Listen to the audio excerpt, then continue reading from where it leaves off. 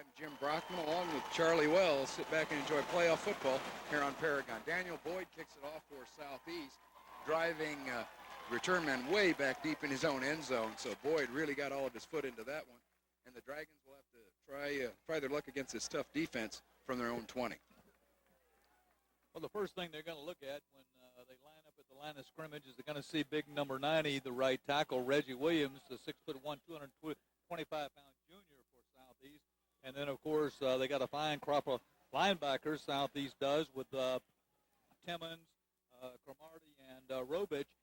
Not to speak of Richardson, Peterson, and Carl Hines right up front. These guys can be punishing.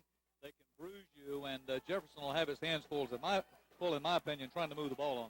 Your quarterback for the Dragons, number 7, Angel Diaz. He's a fine thrower, a 3-year starter, and he will pitch it back to Anderson. That's Jamal Anderson, who does get a little running room outside, up near about the 25-yard line. Give him about 5 on the play.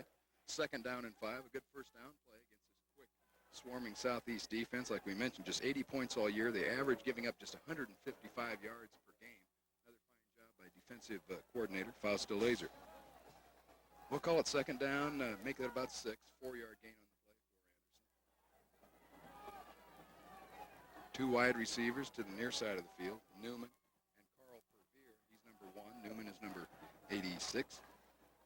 And once again, it's Anderson trying that right side again. This time stopped right at the line of scrimmage, maybe a yard on the play. See where they mark his progress. Hitting him first there, Jeremy Richardson, number 4. Also Williams, big Reggie Williams, Charlie mentioned, top of the broadcast over there. Also helping make the stop. Give him a couple on the play. It'll bring up 3rd down and 4. Jeremy Richardson comes from his defensive end position there, and of course makes that tackle. And Reggie Williams is just, every time it seems when you look up when Southeast is playing, when the pile uncovers, Reggie Williams is down underneath there somewhere, and that was no exception on that play. Throw his first pass is Diaz. He sets up a screen, and it falls incomplete. He was trying to hit Anderson, who was immediately hit.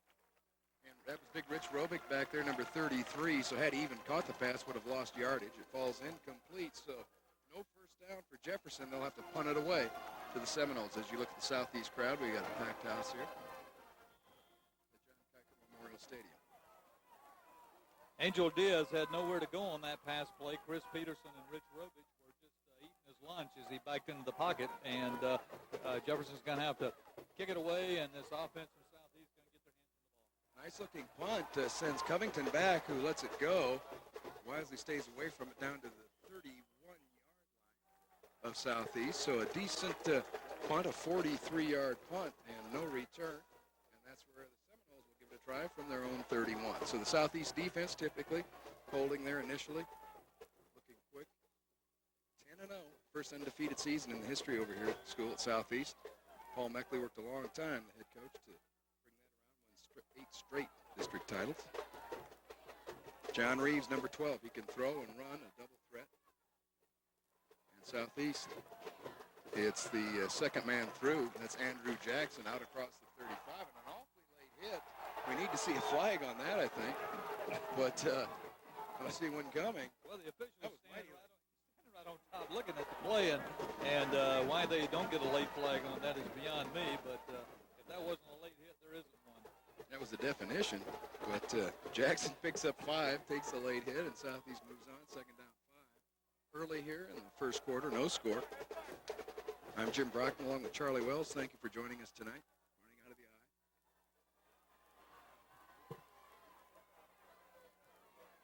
eye. And Reeves, once again, this is McMillan. Got a first down and then some. He's out across the 45-yard line. McMillan, the leading rusher here for the Seminoles, cracks off about 10 on the play. It'll be a first down for the Seminoles.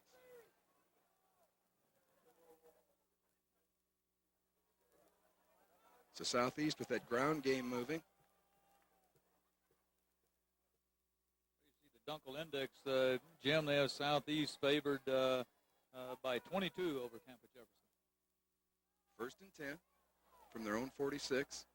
And this time Reeves will go to the air. He's got a man open. He finds him. It's complete to Peter Warwick, and we've seen him do a lot of things this year. Returning punts back, and he can do a little bit of everything. In a team of great athletes, he might be right there at the top. Peter Warwick with a gain of 18 on the play.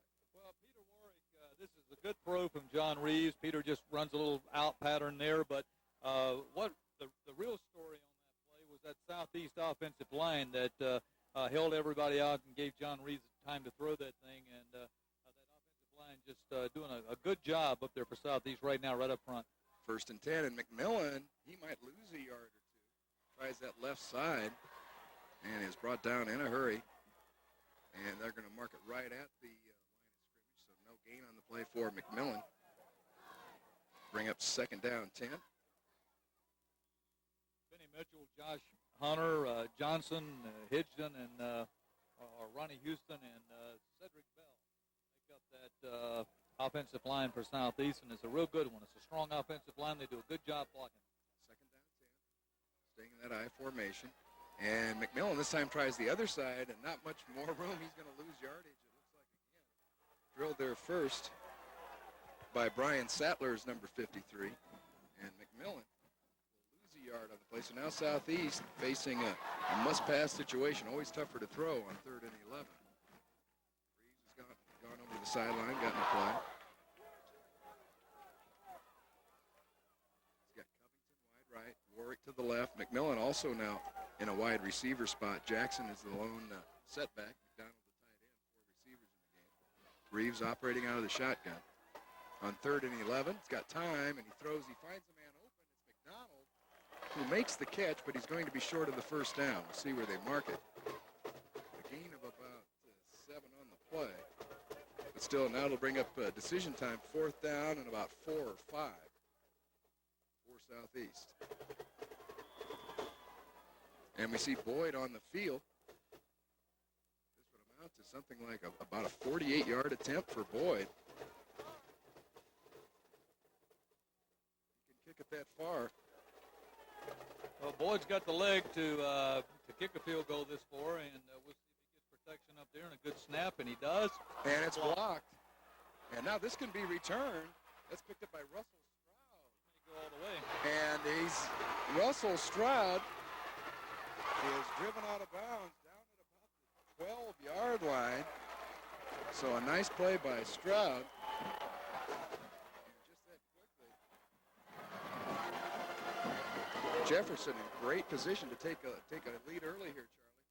This field goal is blocked, and if it's not for Covington, Stroud takes that ball and goes all the way with it for a touchdown. But number 5, Kevin Covington, cuts him off down there and prevents the touchdown. But it's partially blocked. You see it right here. Boyd makes the kick, gets a good snap, just doesn't get the trajectory on it that he needs. And, of course, Stroud picks it off back there, runs back up the far side, goes all the way to the about the 31-yard line before Covington makes the tackle. So great field position. Stroud returned that thing 60 yards. We'll call it looks like it's just inside the 15, called about the 13-yard line. Stay tuned after the game for that Sears post-game show. Charlie will have a couple of guests stop by. And Jefferson with the big, but we also have a Jefferson player down right at about midfield. Must have been hurt on the return. We'll get a number on that young man as soon as we can. And while we have time, I want to mention that extracurricular activities are anything but extra at the 540-member schools of the Florida High School Activities Association.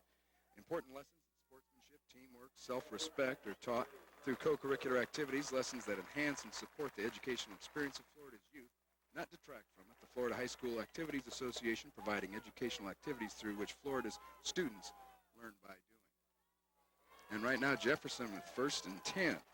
At the Southeast 13 after the blocked field goal attempt and the return by Russell Stroud of 60 yards. 1st and 10 from the 13. Man in motion. Is Spencer coming towards you back to throw. Diaz and a little quick on that, trying to find Newman, who is double covered. It'll bring up 2nd down 10. So Jefferson going right to the air, going for 6 after blocking the field goal. 7:06 remaining in our first quarter. No score yet. Jefferson threatening. They come into this game 8-2. They won District 9. Or excuse me, runner-up in District 9. On second down 10, running out of the eye.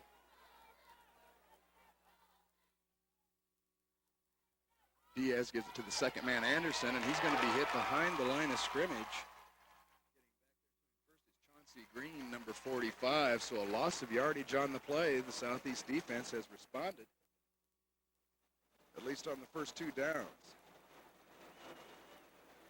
Bring up 3rd and 13.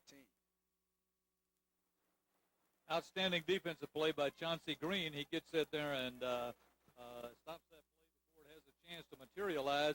Angel Diaz is a big quarterback. He's 6'4", 200-pound senior, and well above most of them on that defensive line. They ought to be able to throw the ball good. And Diaz with the pass, it hit his man right in the hands. That was Newman, who would have still been short of the first down, but he can't come up with it. So now 4th and 13. And we'll see what Jefferson elects to do here. 4th and 13 at the Southeast 16. Obviously wanted to take advantage of the blocked field goal. And they're lined up for just that, a field goal. Be a 34-yard attempt.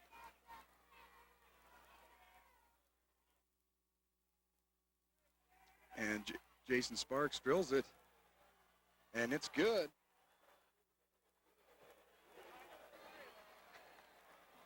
So Jefferson gets on the board first, 3-0 on the field goal. And Southeast proves costly with that blocked field goal. Boyd's 48-yard attempt was blocked. Return. And we also have a flag down. Well, I think Southeast may have gotten in on the kicker there, and if they did, that's probably going to cost them on the this kickoff that's about to come up. Well, now this creates a tough situation. I get you go ahead and take it, but you'll take the points off the board now. And it looks like that's what they're going to do. They looks like they do. They got first and goal. They wipe off the 3 points. We're back to a 0-0 ball game, but Jefferson's going to try to stick it in for the touchdown. And they will start 1st and goal from the 8. So the 3 points are gone. We're back to a 0-0 game. 6:21 to go first quarter. And he fakes a handoff to Anderson. Diaz with a little pass out to Spencer. He's got it. He's got room, and he will score. So Jefferson taking advantage of a couple of breaks here. The roughing the kicker penalty. And now the 8-yard touchdown pass. But wait a second here again, Charlie. Now we have a flag down. And hold everything. Clip on Jefferson. Clip, so this is coming back.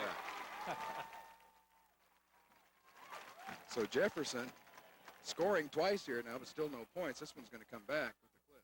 Well, you see Diaz, he goes back and makes a perfect throw, little screen pass to Spencer, and Spencer has, except for one man to beat here, he goes in. Of course, there's nobody up front of the goal line to make the tackle.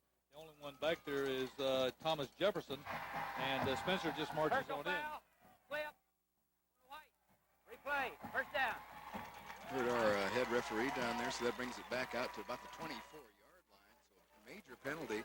Still a 1st and goal now from the 24-yard line. So Southeast catches another break. They could have given up 3 points or 7. But penalty, the big clipping penalty, so we're still scoreless here midway through the first quarter.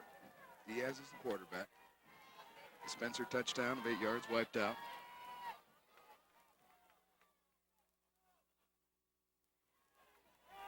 And back to throw again is Diaz. He's going for all of it. He's going deep. He's got a man down there, but it falls incomplete.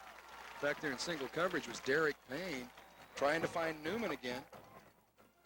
But it falls incomplete. So now 2nd down goal from the 24. Well, you're talking about a real mismatch when you see Newman down there in that end zone trying to catch that pass. The flanker goes out, and he's standing in the end zone. See right here. Now watch, he has Derek Payne defending him. He's 5'11", and Keith Newman is 6'4". You can see the height difference here and the height advantage. The ball's just overthrown Newman. If it's thrown in there, that height allows him to catch it for the touchdown. So 2nd down and goal from the 24. As you look at the Southeast coaching staff on their side of the field.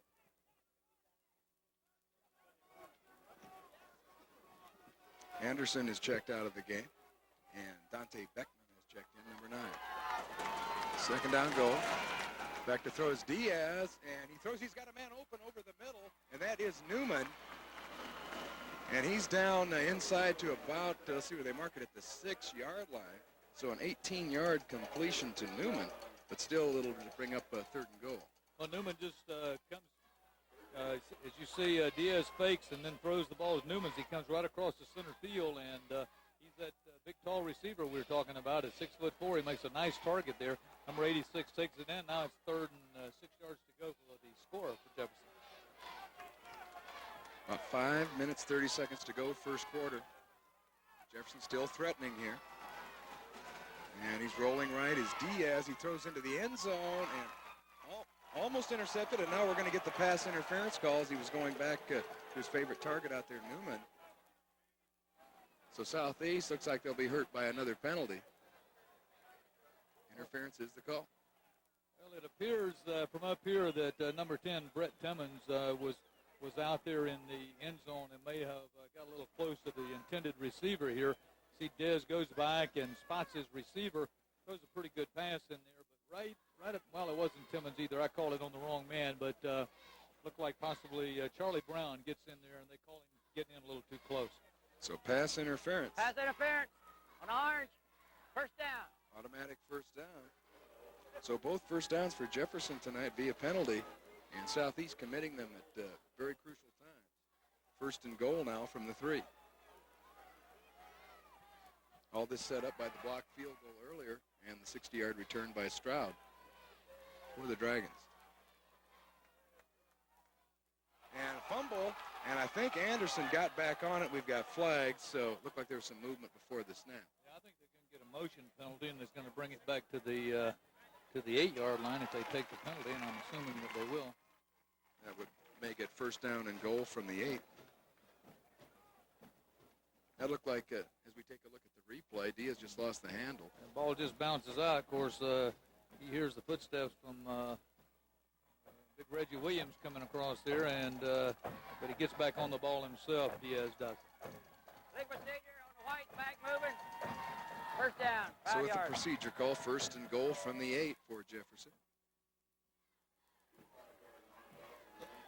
Very long drive considering they started at the 16-yard line. We've kind of been running in place here for several plays.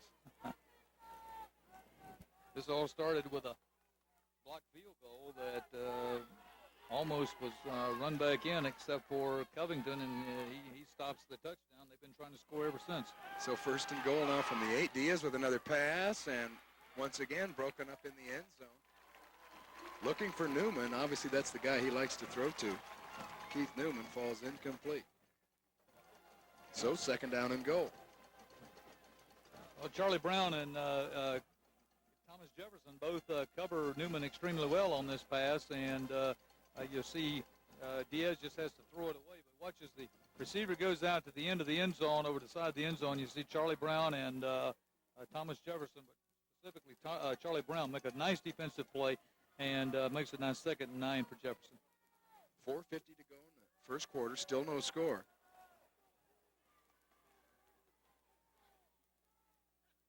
Don't forget we'll have more playoff action for you next week here on Paragon Cable. Have to check your local listings.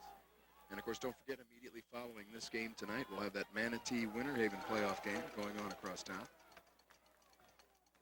We've got a timeout on the field. And while we do, I want to mention that listen up, high school football fans. The best games of the year are yet to be played. The 1993 FHSAA State Football Championships are scheduled for December 11th, 17th, and 18th at Municipal Stadium in Daytona Beach. The top 2 teams in each of Florida's 5 classifications will meet over 2 weekends to decide just who is number 1. Make plans now to attend. For ticket information, contact the Daytona Beach Parks and Recreation Department at area code 904-258-3106. So, Charlie, we've had a couple of scores, and they've come back. We're still sitting here at a 0-0 score midway through the first quarter. And, of course, we want to thank the folks at Domino's for feeding the crew and everybody else tonight. Well, it seems like Jefferson has had the ball since midnight last night, and they're slow moving here. Still not in the end zone. They took points off the board. You know, there's obviously no adage that you never take points off the board. We'll see if that comes back to haunt them. We've seen that happen many times in games where you take it off and try to put the touchdown on if you've got a field goal already on the board. So Jefferson hasn't had any luck getting in there and making it stick yet. Second down and goal.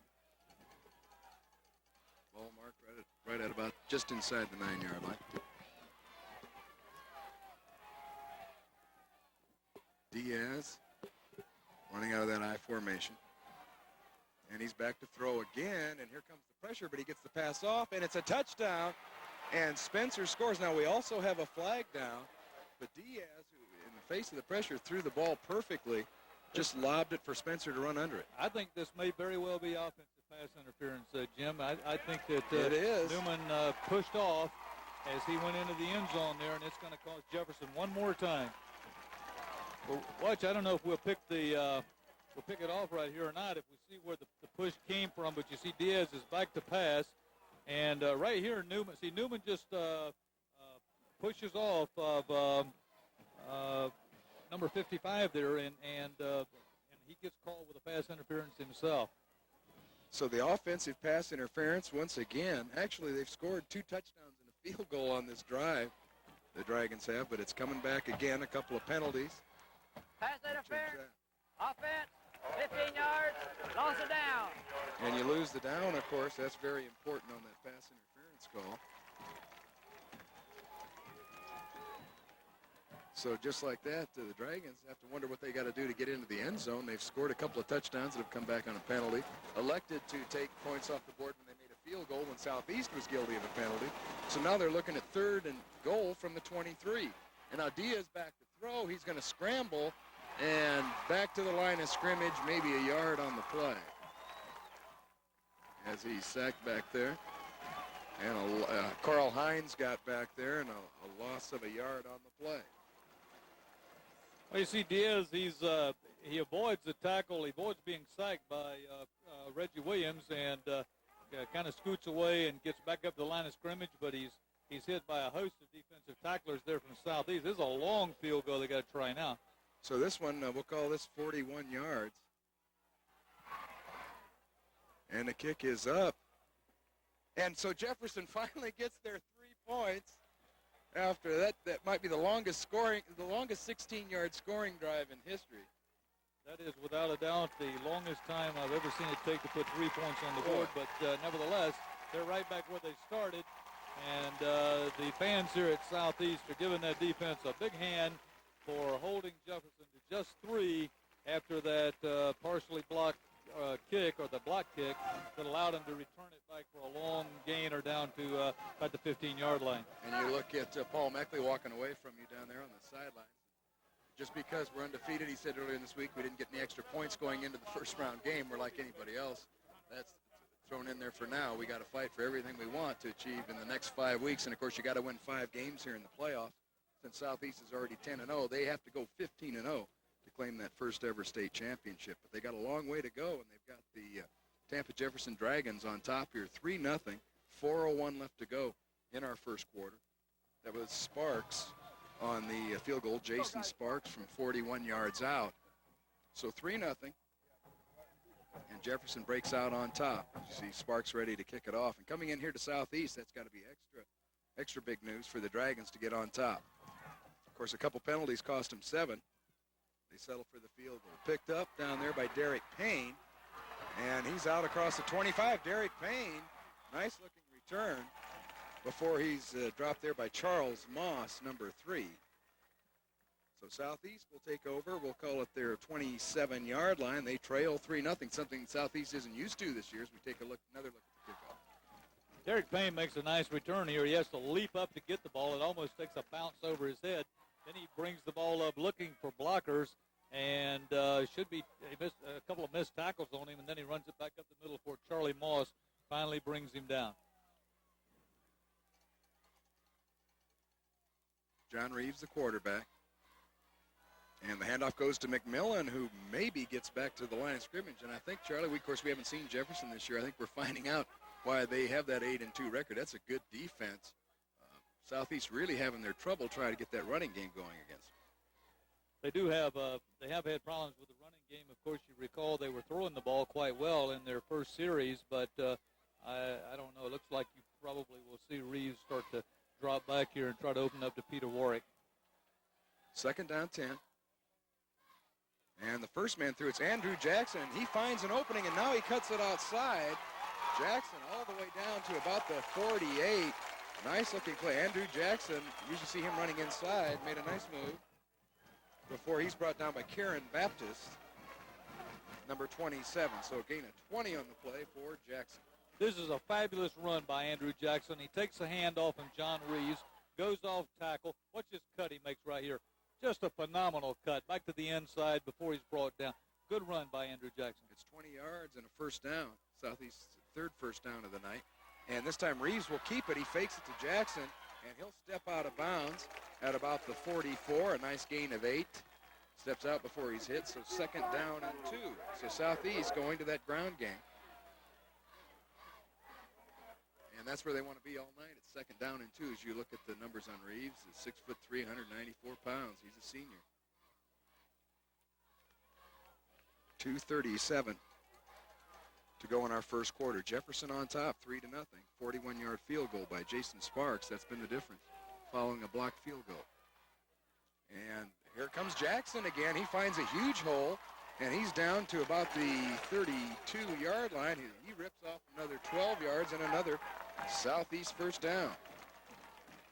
The reason Andrew Jackson makes that run right there, watch this right here. You watch number 67, Ronnie Houston, and, of course, Cedric Bell. They give him excellent blocking on this side.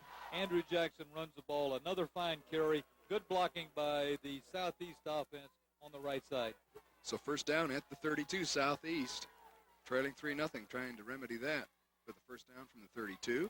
And here comes McMillan, and he finds a little running room. He gets inside the 25. That offensive line really firing out there. And McMillan takes advantage and rips off 8 yards. So Southeast picking it up in chunks here, all on the ground. They have not thrown a pass on this drive. Reeves only 2 passes. He's completed both of them. Warwick caught an 18-yarder and McDonald a 7-yarder. They're keeping the ball on the ground on this drive. 2nd down 2. 1:43 left to go in our first quarter. Jackson and McMillan stay in the backfield, split this time.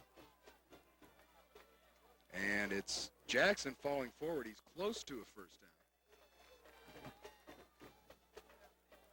down. At about the 23-yard line. Cedric Bell is a 6'2", 285-pound sophomore that's playing right tackle right now, and he's fun to watch. If you keep your eye on him, you'll see that he's very hard to move out of the way if you're a defensive lineman. And if he seems like he's going to miss his block, he just falls right on top of you and takes you out of the play. He's really learning to play that position well. 3rd down and a short yard. And it's McMillan, and I don't know. He's going to lose some yardage on the play. A great defensive effort by Harry Delane, number 44. So 3rd and a foot, I think, is going to become 4th down and a couple of yards now as McMillan driven backwards. Back to the 25. They got to get to about the 22. So a loss of 2 on the play. Just as I say that, Cedric Bell totally misses his block, and that was his man that comes in and stops Darryl McMillan for a loss.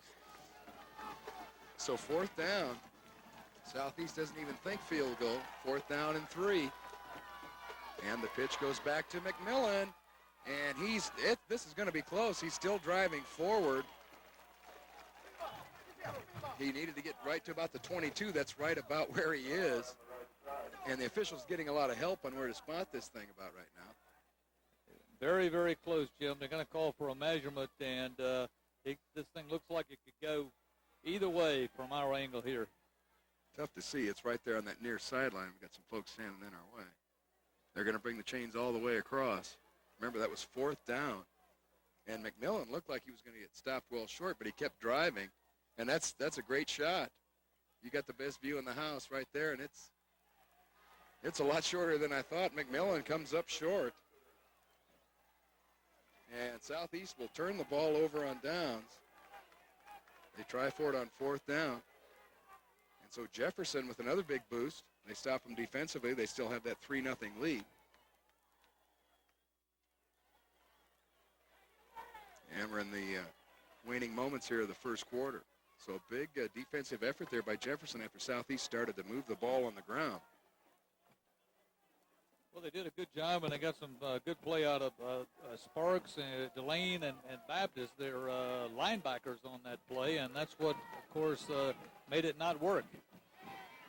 And that Spencer, that's the first time we've seen him carry the ball. He lowers his head. He's fumbled, however. And you can, that's a great view of the pileup down there. And it looks like from the Southeast reaction, it was recovered by Jefferson. We'll wait and see, though. The officials still, they're still trying to fight for that thing.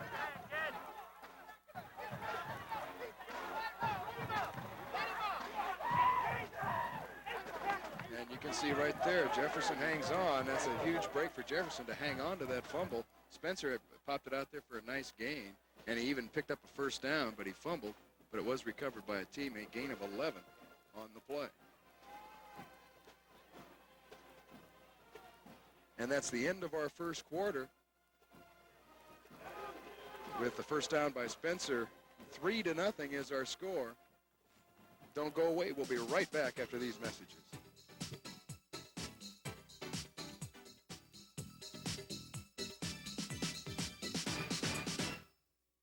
Hi, my name is Kelly. Welcome to 89th Street Pizza.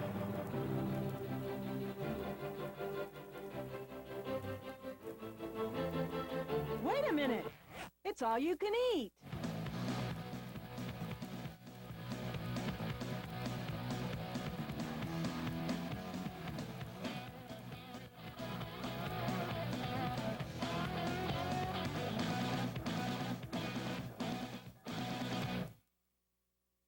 At American Bank, we know what it takes to handle the unique needs of small to medium-sized businesses.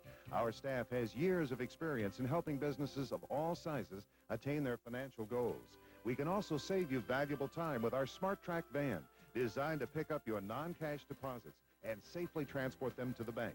As you can see, you'll get the personal attention you deserve and the solid banking support you need. Come visit us and let us show you the American way to bank. Alex Garris Lincoln Mercury is overstocked with the finest selection of pre-owned cars. We have compacts to luxuries, imports as well as domestics, and they're all priced to sell. This week's specials. Get this 93 Lincoln Town Car for only $23,995. Or this 87 Cadillac Sedan DeVille, just $9,995.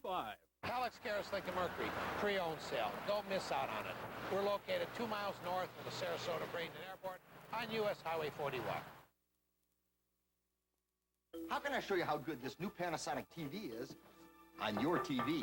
We can try special effects to show you the lifelike picture of the super flat system. I can try to simulate the power of its dome sound system. Panasonic Superflat Systems TVs. Now available at this Sears. So what else can I try? I don't know.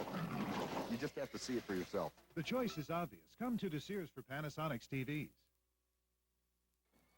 Welcome back, everyone. We're just about set to go for our second quarter. Southeast Seminoles, undefeated, ranked number 1 in the state in Class 4A. Stunned at the moment. They trail Tampa Jefferson 3-0 here at the end of the first quarter. Jefferson has the ball with the first down. And I'll tell you what, the thing that's most impressed me is that Jefferson defense, Charlie. They really seem to swarm to the ball. Very similar to Southeast defense that we see year in and year out. Quick, not extra big, but some good-sized people who can move.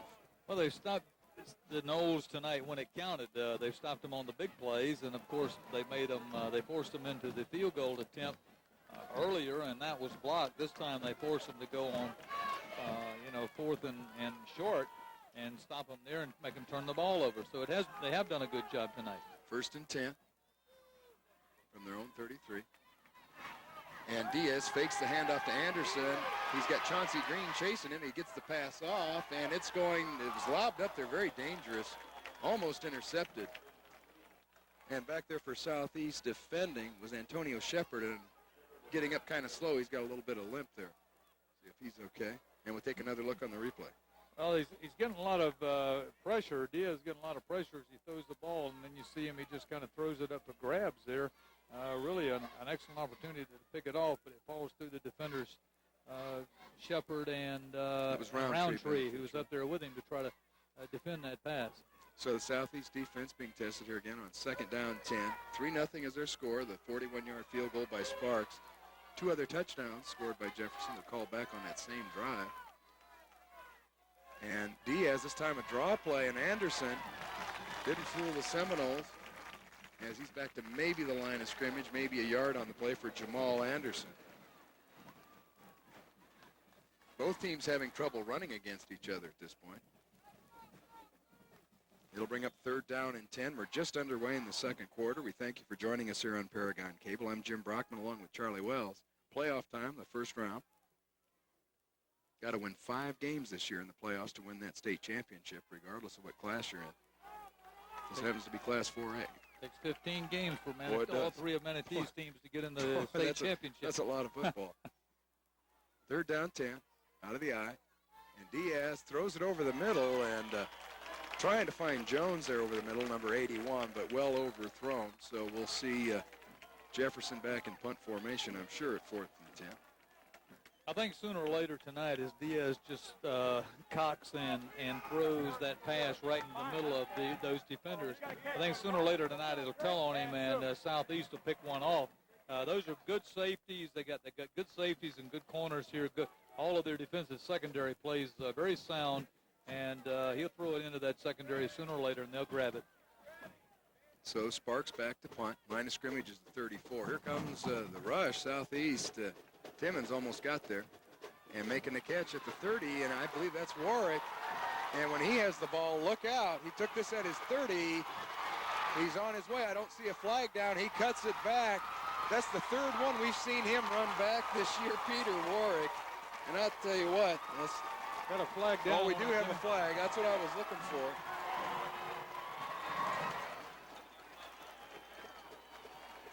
Make no mistake about who the best punt returner in Florida is, though, and any class of football. Peter Warwick has done a super job all year long in returning these punts. We've seen him do it time and time again.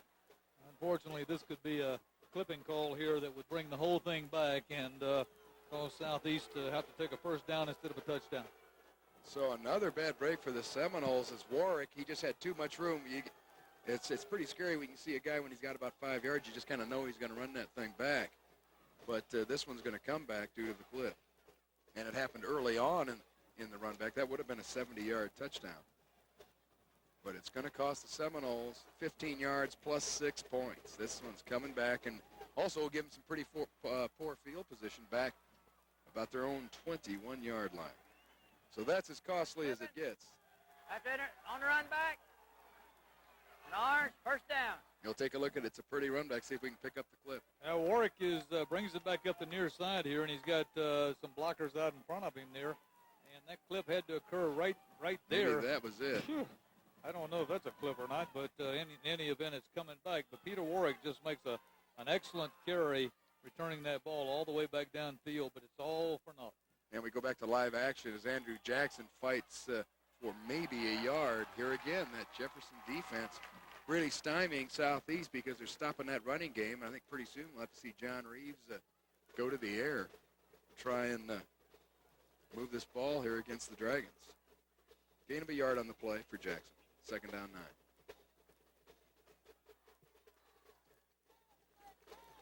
9. And now we do have a flag down. And unsportsmanlike, I believe that happens after the play. So it's still going to cost Jefferson 15. The Dragons don't need that. You come in and get on top 3-0. You don't need dead ball. Extra Personal foul on the white.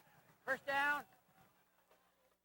That's a 4th penalty here early in the 2nd quarter against the Dragons. That one's going to cost them.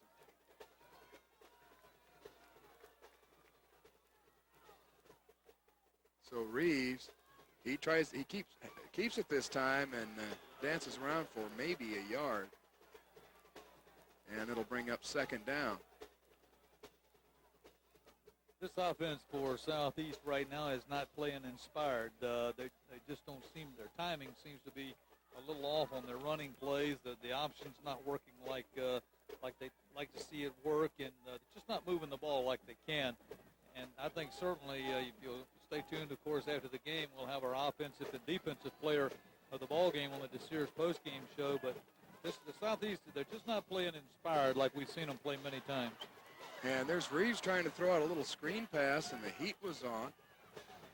And he's hit, and the pass ball's incomplete. The screen hadn't really developed much. Reeves took a good shot. That's his first incompletion of the night. He's thrown 3 passes. But now Southeast faced with that 3rd down and 9 as we take another look on the replay. John Reeves lucky to get this thing off before he's sacked, and there's really nobody over there. The ball's not catchable at all, and he just chunks it toward a receiver and tries to avoid the big loss, and he does. 3rd down 9. Reeves back in the shotgun now. Low snap, but he handles it. Gets a pass off, and he's got Warwick wide open, and here we go again as Warwick gets down to about the 44 where he's tackled there. A gain of about 23 on the play, so Warwick with his 2nd reception.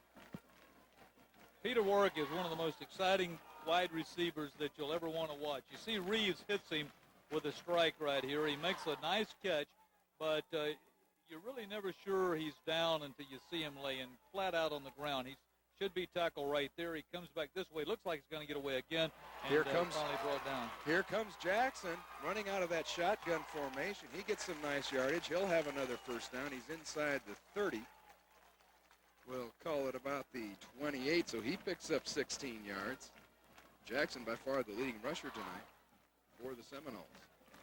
So 2 quick 1st downs. The fine pass to Warwick. That covered 23 yards, and now the 16-yard run by Jackson. So a couple of 1st downs Southeast, their best drive of the night at the 28. And it's Jackson again. He finds more running room, close to another 1st down. Baptist on the stop.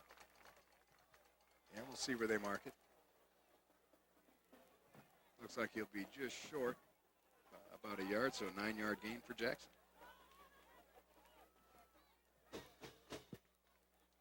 Second down 1 from the 20. And Southeast did not spend much time in that huddle, starting to assert themselves here offensively. And 2nd man through McMillan. He's got enough for the 1st down, still breaking tackles.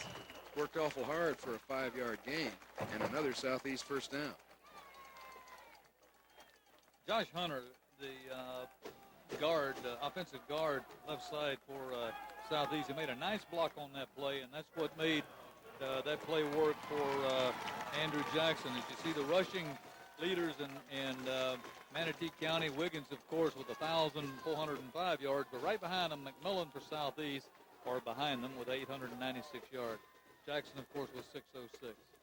So on 1st and 10, it's Jackson again, and he lumbers forward. Let's see it. He's fumbled.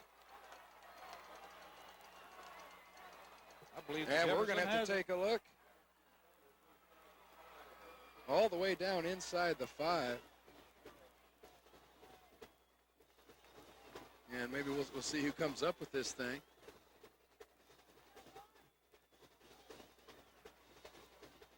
Number 51. And that's Sparks. He also kicked the field goal, so he's having a big night. He's taking another look.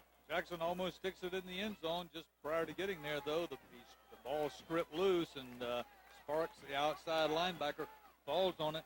Jefferson has the ball on their own 4-yard line, 1st and 10. Once again, Southeast is turned away.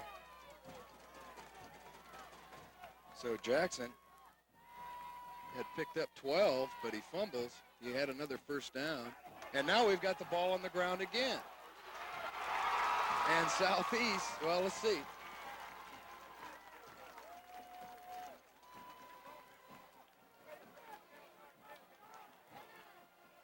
So Jefferson will get it back.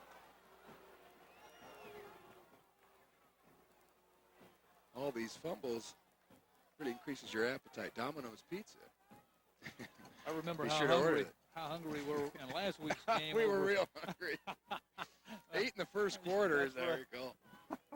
That's hungry. So a gain of 5 on the last play. Jefferson, for the second time tonight, has fumbled and recovered their own fumble. They haven't hurt themselves yet. At least not turning the ball over. So it'll be 2nd down 5. And in motion is Previer. And rolling right is Diaz. He's going to go deep, and he throws it, and Newman almost made a spectacular catch. The ball was underthrown, and he tried to come back for it. Couldn't come up with it. Charlie Brown on the coverage. It'll bring up third down.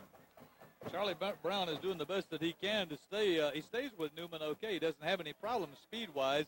It's that height disadvantage that's causing him problems. Of course, this ball is underthrown, and Charlie Brown, he doesn't see it in time. If he turns around in time, he probably picks this one off. Tries to dive for it. Newman has to dive for it to try to make the catch. Grossly underthrown by Diaz. Third down, 6. We got 6:56 left to go in our first half.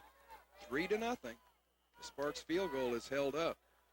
And now Jefferson wants to talk it over on third down and 6. They've spent another timeout with that 3-0 lead. And while we have a moment, I want to mention that telecast rights to this FHSAA Semi-State Series football game have been granted to Paragon Cable by the Florida High School Activities Association and is intended solely for the enjoyment of our audience. Any rebroadcast, retransmission, or other use of the verbal description or video account of this game without the express written consent of the Florida High School Activities Association is prohibited. And Charlie, you're going to have to start reading those at the next playoff games. I think we're going to have you do that in the second half. You're sounding network quality to me as you read that. Well, it's all written out. It's nice and easy. Third down. Jefferson talking it over here on third down and 6. And don't forget, following this game, we got more playoff action for you right across town. Manatee High School. Got another Paragon crew over there. They're taking on Winter Haven. Both teams district winners once again. But you look at that Southeast band. We'll have, of course, both bands will be performing at halftime. Jefferson's talked it over. See what they come up with on third down and 6. Better be careful, whatever it is, they're at their own 7-yard line. They've got 3 wide receivers on the field, and they're going to run it. They pitch it back to Anderson, who's trying to bust it wide. Nice run. He lowers his head. He's going to be short, I think, of that first down, but he's up to about the 12, where he was drilled there first by Antonio Shepard, who was shaken up earlier. And it looks like going to be a couple yards shy. Anderson's a feisty little tailback here. You see him carry that ball around the right end, and he's only 5'9", 185 pounds. He's a junior, and darn near runs them out of trouble back there, but I think Jefferson's going to have to punt. So it'll bring up fourth down. Southeast still knocking on the door. Remember, they started from their own 22-yard line, got it all the way down inside the 5 before Jackson fumbled.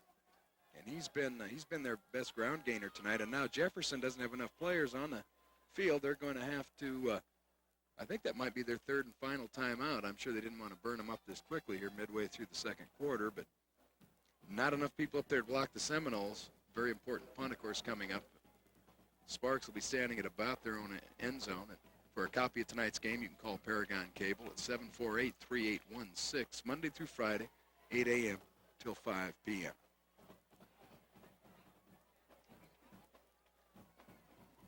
And, of course, Charlie, we don't want to forget that we got another Manatee school involved in the playoffs. Of course, Bayshore High School got in there winning that Texas tiebreaker situation, or, excuse me, Kansas tiebreaker. Got my states mixed up. And, of course, we take a look at those right now. You can check them out at home. These are the 4A games going on tonight. Of course, this is one of them. There you see Bayshore against Auburndale. They had to make the trip over there. And you take a look at, and a good thing to show there is Fort Pierce, Westwood, Naples, Barron, Collier. The winner of that game will play the winner of this game. Bayshore for the first time right in their history. They got into the playoffs. Glad to see that. Wish them well tonight over at Auburndale.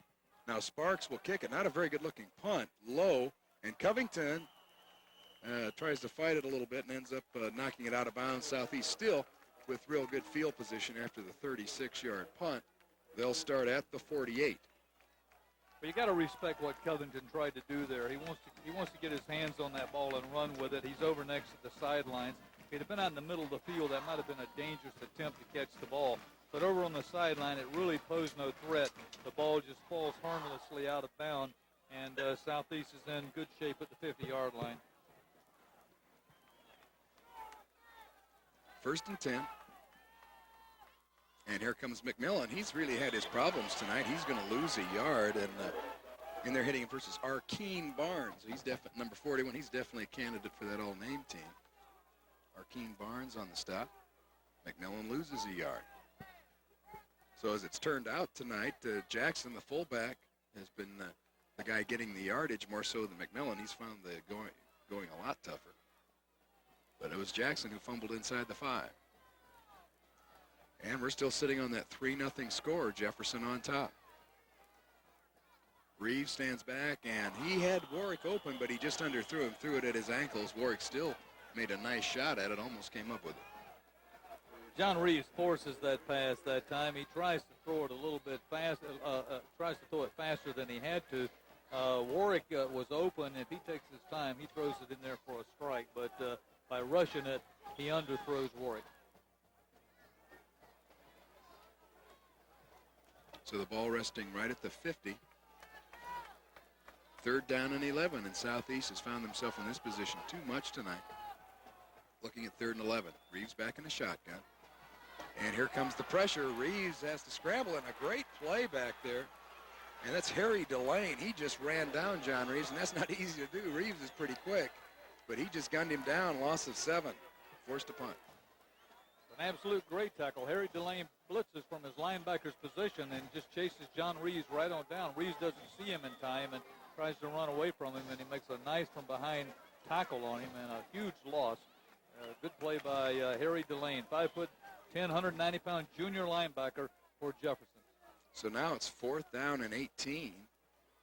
And Reeves is back, so this is kind of interesting. He can punt the ball. He's a fine athlete, but you got to wonder if maybe they're up to something here on 4th and 18. But Reeves will go ahead and punt it. And it's a short punt. Jefferson wisely stays away from it. And it'll roll dead at about the 27-yard line.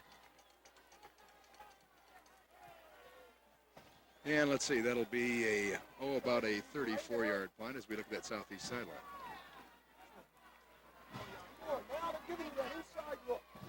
And I'll tell you what needs to happen here, Charlie. 70 protection, 50 protection. We got to protect the inside guys. Where the hell are you looking? You told me to stop right.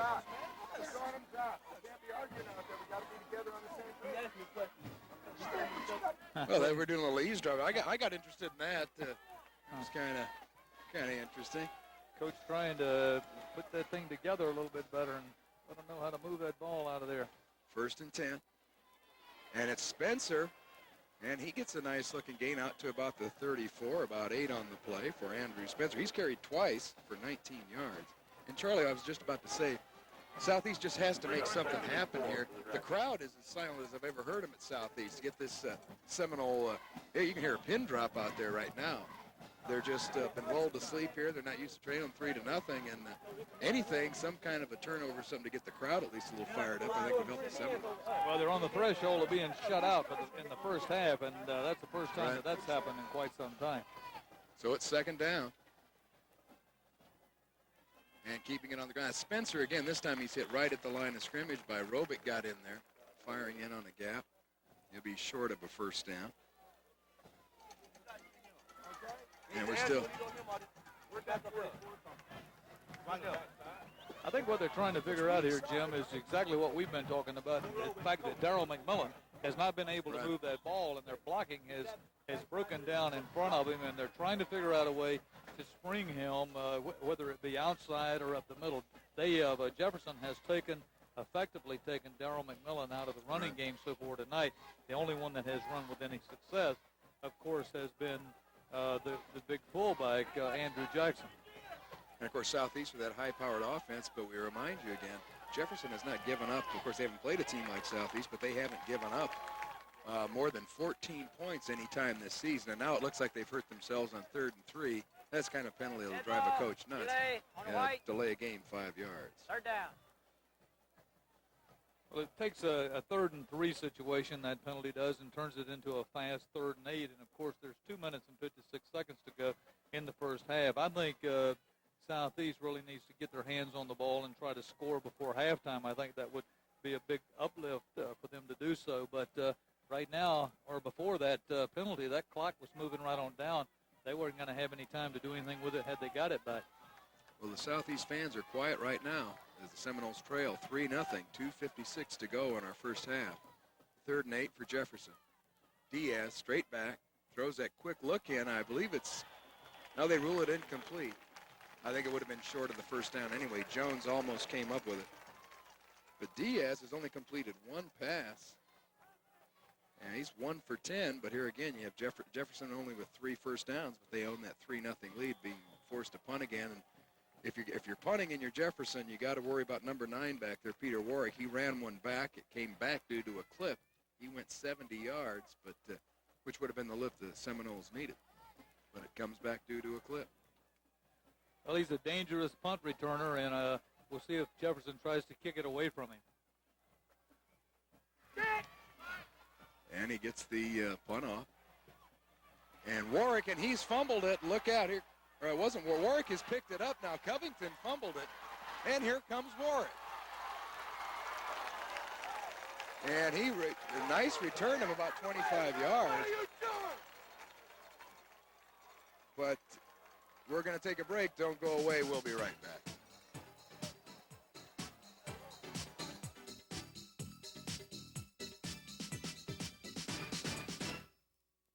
Domino's presents something for nothing. Something for nothing. It's really something. Really something when you call Domino's.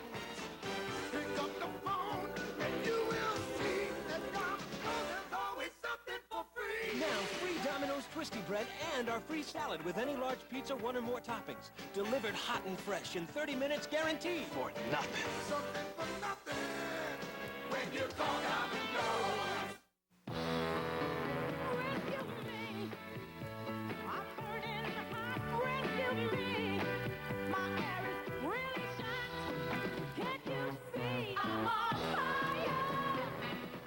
When you need to be rescued from cooling problems, call the SEHS Central Air, your full-service Bryant dealer.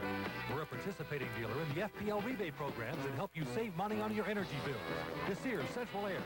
Come on, Bryant, and rescue me, rescue me. Welcome back, everyone. 2nd down and 12 for Southeast. McMillan just lost 2 yards. Clock running at 2 minutes. Southeast needs to hurry if they want to get any points on the board by halftime. They trail 3-0. And Reeves back to throw, and incomplete. He drilled that. He had a man breaking clear. I believe that was Greg Washington. And now he's getting up slowly as the pass is thrown incomplete. And, excuse me, that's Covington down there. And he's getting up slowly. Nothing off the field. Hopefully he'll be okay to return. We've seen him run a punt back this year, too. It seems like every Southeast game we've done, they've returned a punt for a touchdown. Remember, Southeast went undefeated throughout the regular season, beating the likes of Sarasota Riverview when they were ranked number 1 in Class 5A, beat the crosstown rival Manatee. Both those games for you here on Paragon. Zipped right through their district schedule as usual. Find themselves down 3-0 here in the first round of the playoffs. 1:52 left to go first half. From the 46, Reeves will pitch it back. Here comes a reverse.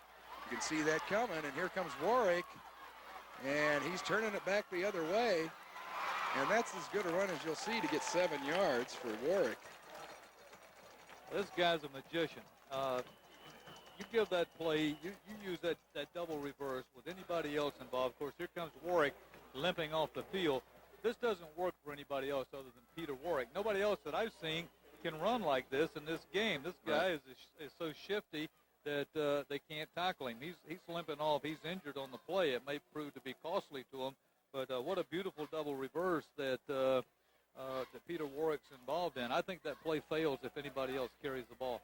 Now, Arkeen Barnes, number 41, made the tackle and hit Warwick as he's limping off the field. Doesn't look to be too serious, but when you move the speeds that guy does, any kind of nick's probably going to cost you. So he ran around back there and finally turned it into a 7-yard gain. And now Southeast facing a 4th down situation. He's an absolute robber, Warwick is. I mean, those guys just miss tackle after tackle. They get their hands, but they can't wrap him up, and it's because of that great speed, Jim. He just gets away from everybody. Ball resting right on the 40. They've got to get it down to right about the 36 keep this thing going on 4th down. And Reeves back in the shotgun, throws the pass, and McMillan makes the catch. Maybe short. Let's see, it's very close to that marker. I mean, it's a foot either way, wherever they mark this thing. Yeah, I think he's definitely short of the first down, Jim. I think Jefferson's going to get the ball. And it looks like Southeast is coming out of there, so it will be short. And that's the second time Southeast fails on 4th down. 3 if you count the blocked field goal. Coach Nelson said, I think state champions have to go through Southeast, so the fact that we're playing them this week is not really a barrier. They know our program, and we know their program. They're the team to beat, and we're happy to be playing them. I'm not really sure he's happy to be playing Southeast, but he was right about the fact that you have to play them all. And here comes the draw play. That's Anderson, and he's going to lose yardage. Both teams have tried that delay running game, and if you don't hit quickly, it doesn't look like you're going to run much tonight. Loss of 3 on the play for Anderson, and we'll take another look. Well, that little almost draw-looking play back there to Anderson is the Jefferson quarterback Diaz delays in the handoff. It has been stopped all night by Southeast, but on the other side of the line of scrimmage, it hasn't worked for Southeast as well. So Southeast has called timeout, hoping to get another shot at it. And I'll tell you what, for Southeast, it's not even so much another possession as it is another chance to return a punt. If they force Jefferson here into another punting situation, it's 2nd down 14. I think Peter Warwick appears to be okay. He's up still walking around. Yeah, he's up and around. I think he's okay, but Southeast is just coming up at 3-0 here with 59 seconds to go. You see the clock and the scoreboard right there. It's almost unbelievable that they've been unable to stick the ball in the end zone and score, and they've had 2 excellent opportunities to score here tonight. One when Andrew Jackson fumbles the ball right down at the end zone, and then, of course, Peter Warwick running that punt return back and getting it called back on a clip. So 2nd down 14. And Diaz will roll left. He's got plenty of time to throw, and he's airing it out. And almost picked off. Derek Payne almost had himself an interception intended for Veer down there, number 1. Derek Payne is really mad at himself there, and as that ball goes, watch this. Diaz throws this thing right to Derek Payne, and he goes up right here and should make the catch. And he's really upset with himself that it goes right through his hands. Well, he should have had that. Yeah, right. Hits him right in the face guard and bounces loose out of his hands, out of his grip. So Payne can't come up with the interception. So it'll be 3rd down 14, Dragons at their own 33. Don't forget, stick around for halftime. We'll have that fine Southeast marching band. And, of course, our second half. 3rd down, another crack at it here for Jefferson, still hanging on to that 3-0 lead. That's all the scoring we've got to talk about. And the pitch goes back to Anderson. He's trying to string it out wide. He's going to be driven out of bounds. He gets a few. Takes a good lick there across the way. But it'll bring up 4th down and long in a punting situation for Jefferson. Southeast will have 45 seconds to see what they can do. Well, Peter Warwick may have another opportunity to run that thing, and you see him, he's in the game there, and you saw number 9 walking on the field, and, of course, he's going to be deep as Jefferson has to punt. That play developed very little. They're looking at about a 4th and 12, and so Peter Warwick will get that opportunity, try to put Southeast on the scoreboard. That's saying he gets the ball when it is punted.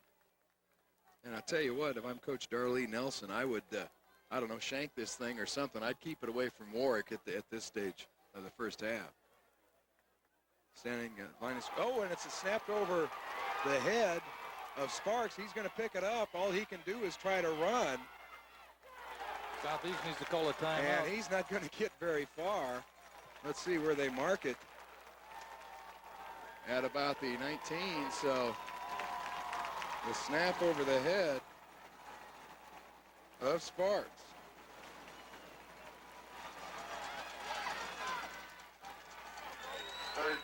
Poker just snaps this thing way back there, and of course Sparks does a pretty good job, really, of getting the ball, picking it up and running it back. But Southeast doesn't have much time to do something here. I believe they have all their timeouts left, or at least half of them. And a little hitch pass out there to Warwick, and he's going to lose some yardage. They had the ball at the 23. Now Southeast has at least one more timeout.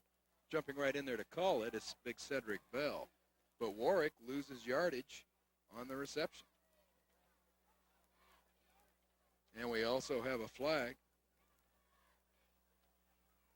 So hold everything. And procedure will be the call against Southeast. They lost 4 on the play. I would assume you would decline that and make it 2nd and 14. Well, they might be thinking take the penalty and take them out of field goal range, Jim. I don't know if they'll do that or not. They're looking right now. Boyd does probably have a shot at making this thing, but a 5-yard penalty may take him just enough out of range, and I see the Jefferson player at least motioning that way. Still talking about it. They do decline. Get a legal procedure on the orange, refuse, second down. So Southeast with just 23 seconds now with the ball at the 27 of Jefferson, trying to make use of the big break after the snapping over the head of Sparks. Now Reeves is going to run it, breaks a tackle at the line of scrimmage. He's inside the 15 and driven out hard there. See, they mark it at about the 12.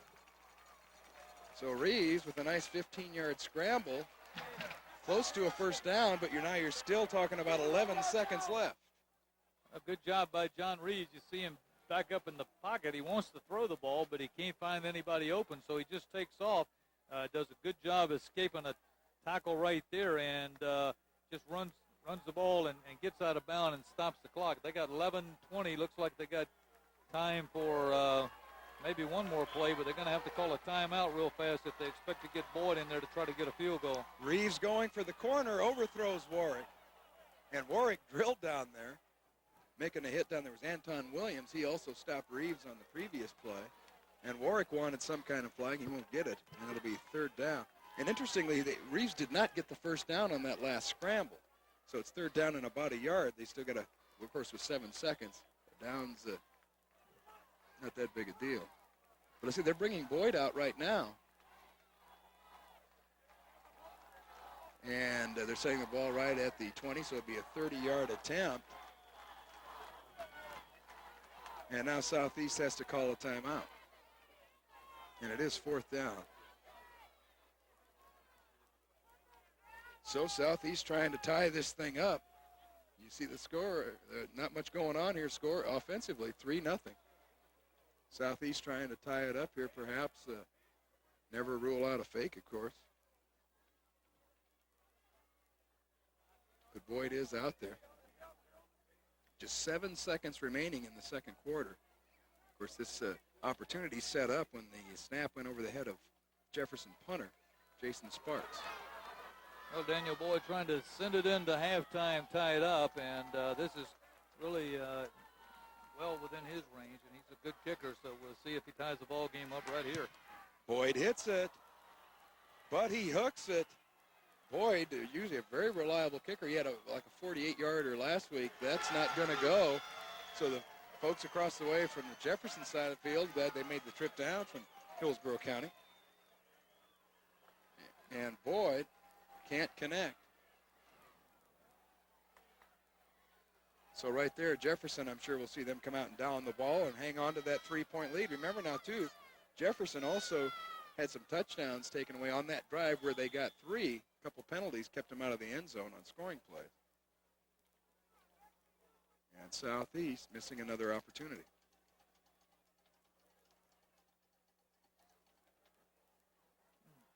And, of course, Kevin Covington is the normal holder. That was Alfonso Roundtree out there holding on that play. And we'll just down the ball. And that'll do it for our first half. An unusual one. Southeast scoreless. 3-0. Tampa Jefferson don't go away.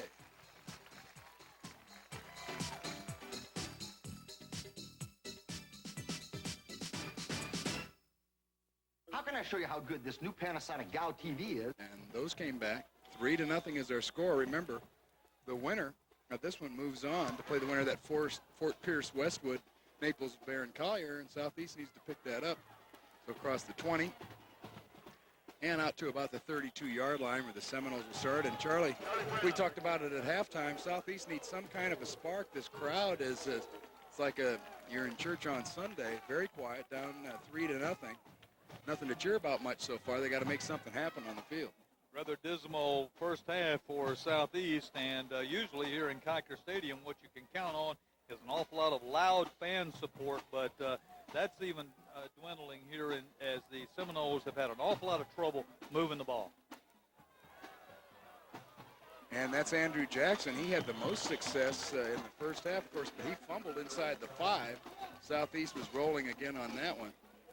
Jim, I think part of the Jefferson strategy here tonight was to key in on Darryl McMillan and to each time he got that ball to make sure that he didn't gain yards. That has worked so far, which has left Andrew Jackson open. He's been the bull for them tonight. He's carried the ball for more yards than any of the other backs, and he has been the offense for Southeast.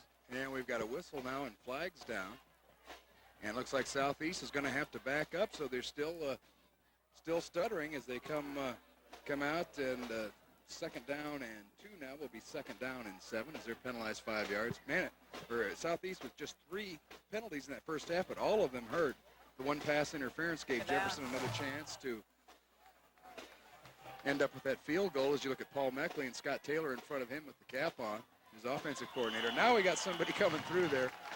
And if he wasn't drawn off, Jonathan Griffin got a big head start.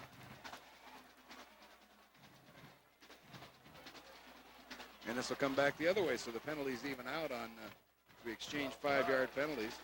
Well, I was about to say that was really a big penalty, the penalty just before the offsides by Jefferson, because it took a 3rd and 2 and made it 3rd and 7. Now they're back to or 2nd and 2 and made it 2nd and 7. Now they're looking and Jefferson jumps off again. And now we're moving that way. Let's see.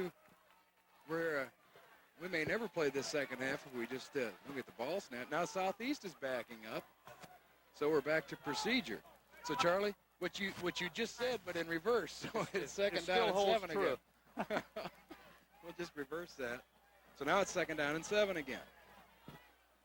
So Southeast, both teams actually coming out. The Jefferson defenses look sharp, so is Southeast. Jefferson only had 3 first downs in the first half, but they lead it 3-zip.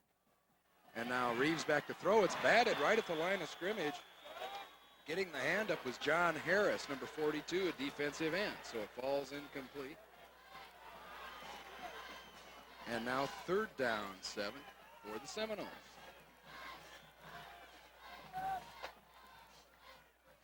Ball resting just inside the 35. They've got to get it out to the 42 to keep this drive alive. We're just underway here in our second half.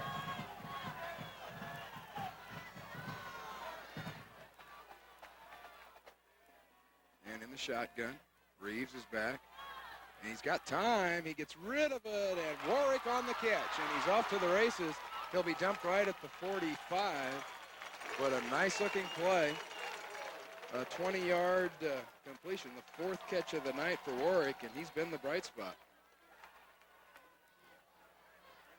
So Southeast with a first down. Jason Sparks will take another look. Well, this is a fine catch by Peter Warwick, and then he runs the ball real well afterwards. But that's a major league tackle right there by Jason Sparks, the outside linebacker Boy, for that Jefferson. is a nice tackle. Just does a great one-on-one tackle. And there's Jackson, and he's drilled maybe back to the line of scrimmage. And this time making the nice tackle is Delane.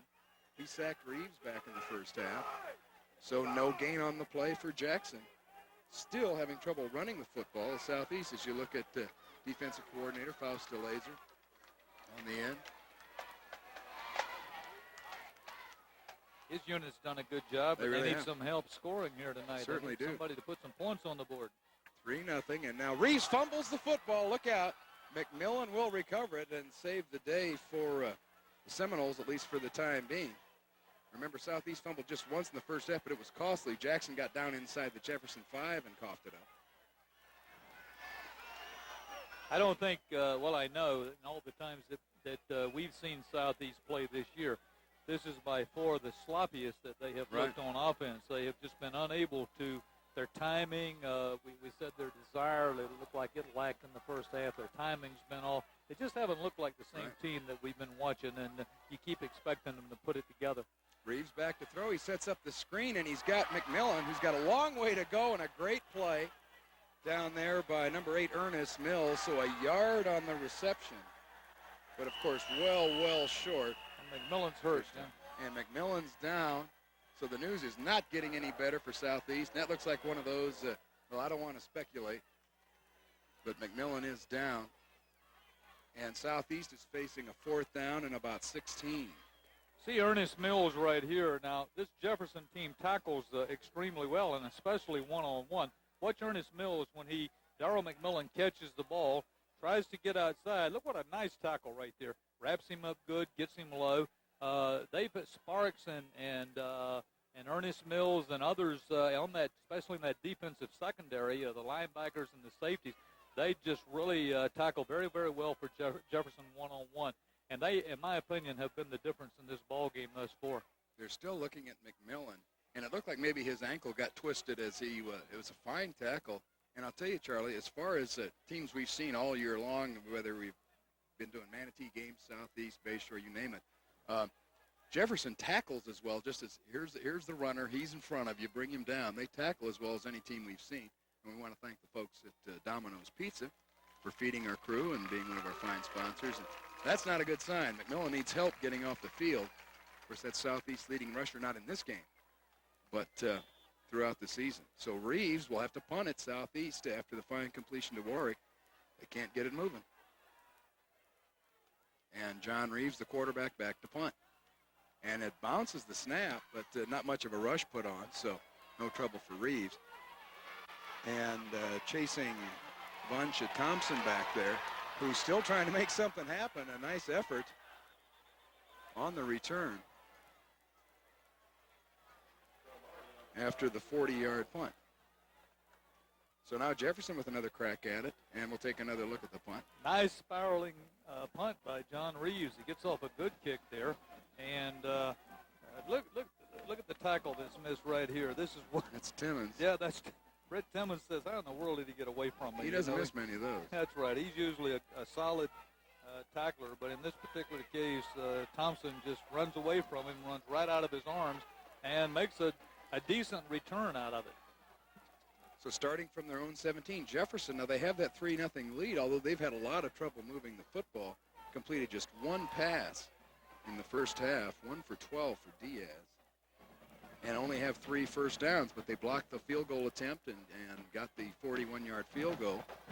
And, of course, Southeast, another blown opportunity. Boyd missed the 30-yard field goal there right at the end of the first half. So Southeast has had their chances, but they've stopped themselves with mistakes. Darryl McMillan, they look like they're working on his ankle. They're working real low on his leg, and they're trying to untape him right now to see what the damage is as he's on the Southeast sideline. 1st and 10, Jefferson, and Diaz is going to go right to the air. He's going to be pressured. He's going to get a pass off, and he overthrows everybody. The nearest receiver was Beckham, and it falls incomplete. And, Charlie, one thing, regardless of an injury, at least ankle injuries are no fun either, but I'd rather see him looking at the ankle than the knee. Usually a sign of a little less damage. Well, the way that tackle was made by Mills on him, he hit him very low, hit him in the ankles, and, of course, that could have been just a helmet or something that banged up against it, and looks like that probably is what it is. I don't think he sprained the ankle. I think that he hit it on something. So it'll be 2nd down 10 after the incomplete pass by Diaz.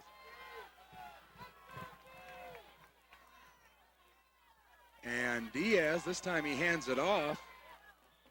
And Anderson, not much running room as he tries to take it wide. Diaz trying to keep him honest. As you see McMillan being tended to. We were just talking about that ankle injury, and that's what they're looking at on the right ankle. Ripping through all that tape. So 3rd down and 10 now. No gain on the play by Anderson. The draw play gets nothing. So Southeast, as you mentioned, Charlie, the Southeast defense really has done a good job. And we've just been informed that might be a chronic problem for McMillan. He's had a sore Achilles tendon, and getting wrapped up that way as he did on that last running play probably hasn't helped matters And Diaz on 3rd and 10 throws it almost complete. Actually should have been caught there by Pervier. He would have had first down yards, but I'll tell you what, Charlie, I think that was a classic case of footsteps. That defender was coming across the way, and those arms got a little short right there. Well, Diaz hasn't completed very many passes tonight, and he misses again here, but this pass should have been called. That's a great pass right there. Pervier just, like you said, he probably heard Charlie Brown's footsteps coming up behind him, and there's another Knoll injured down on the field. But that was a nice pass by Diaz, and he's done that several times. Only have to have the ball fall on the grass. And we'll see Paul Meckley, you see the head coach of the Southeast Seminoles, going out to see. We'll let you know who that injured player is as soon as we can get a good look at his jersey there. We're blocked out right now. But it's 4th down and 10. And stay tuned after the game, Charlie. We'll have that DeSears post-game show for you. We'll be talking to some players and some coaches. We want to thank you for joining us here on Paragon Cable. I'm Jim Brockman along with Charlie Wells. Don't forget, immediately following this game, keep your television right here. We'll have that Manatee Winter Haven playoff game coming up immediately.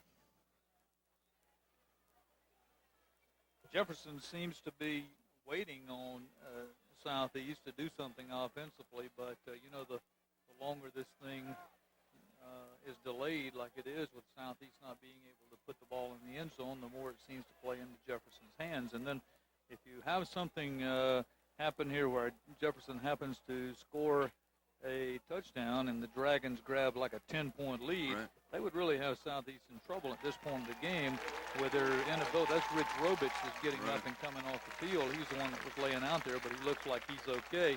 And that would have been a super loss for Southeast. So we're glad to see that he's all right. And McMillan's still on the sideline over here. They're taping him up right now. It looks like they're trying to get him ready to go back in when Southeast goes on offense after this punt right here.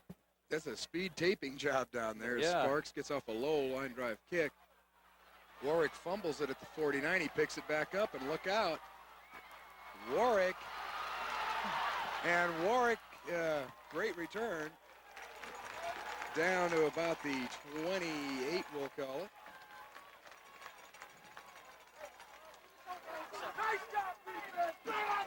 So Warwick.